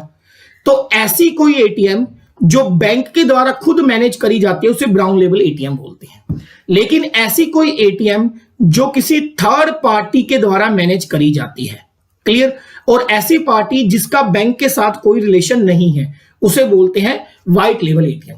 Any ATM which is operated by non banking companies, bank ठेका दे देती है आगे किसी प्राइवेट कंपनीज को कि आप हमारी एटीएम के ऊपर निगरानी रखो, उसमें कैश की कमी हो रही है तो कैश डालो, सारा कुछ आप देखोगे, उसको बोलते हैं नॉन बैंकिंग कंपनीज।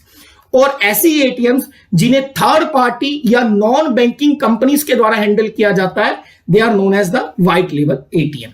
आप मुझे कमेंट बॉक्स में लिख के बताएंगे कि व्हाइट लेबल एटीएम में कितनी जो है एफडीआई अलाउड है, फॉरेन डायरेक्ट इन्वेस्टमेंट, कितने प्रतिशत एफडीआई अलाउड है व्हाइट लेबल एटीएम के अंदर।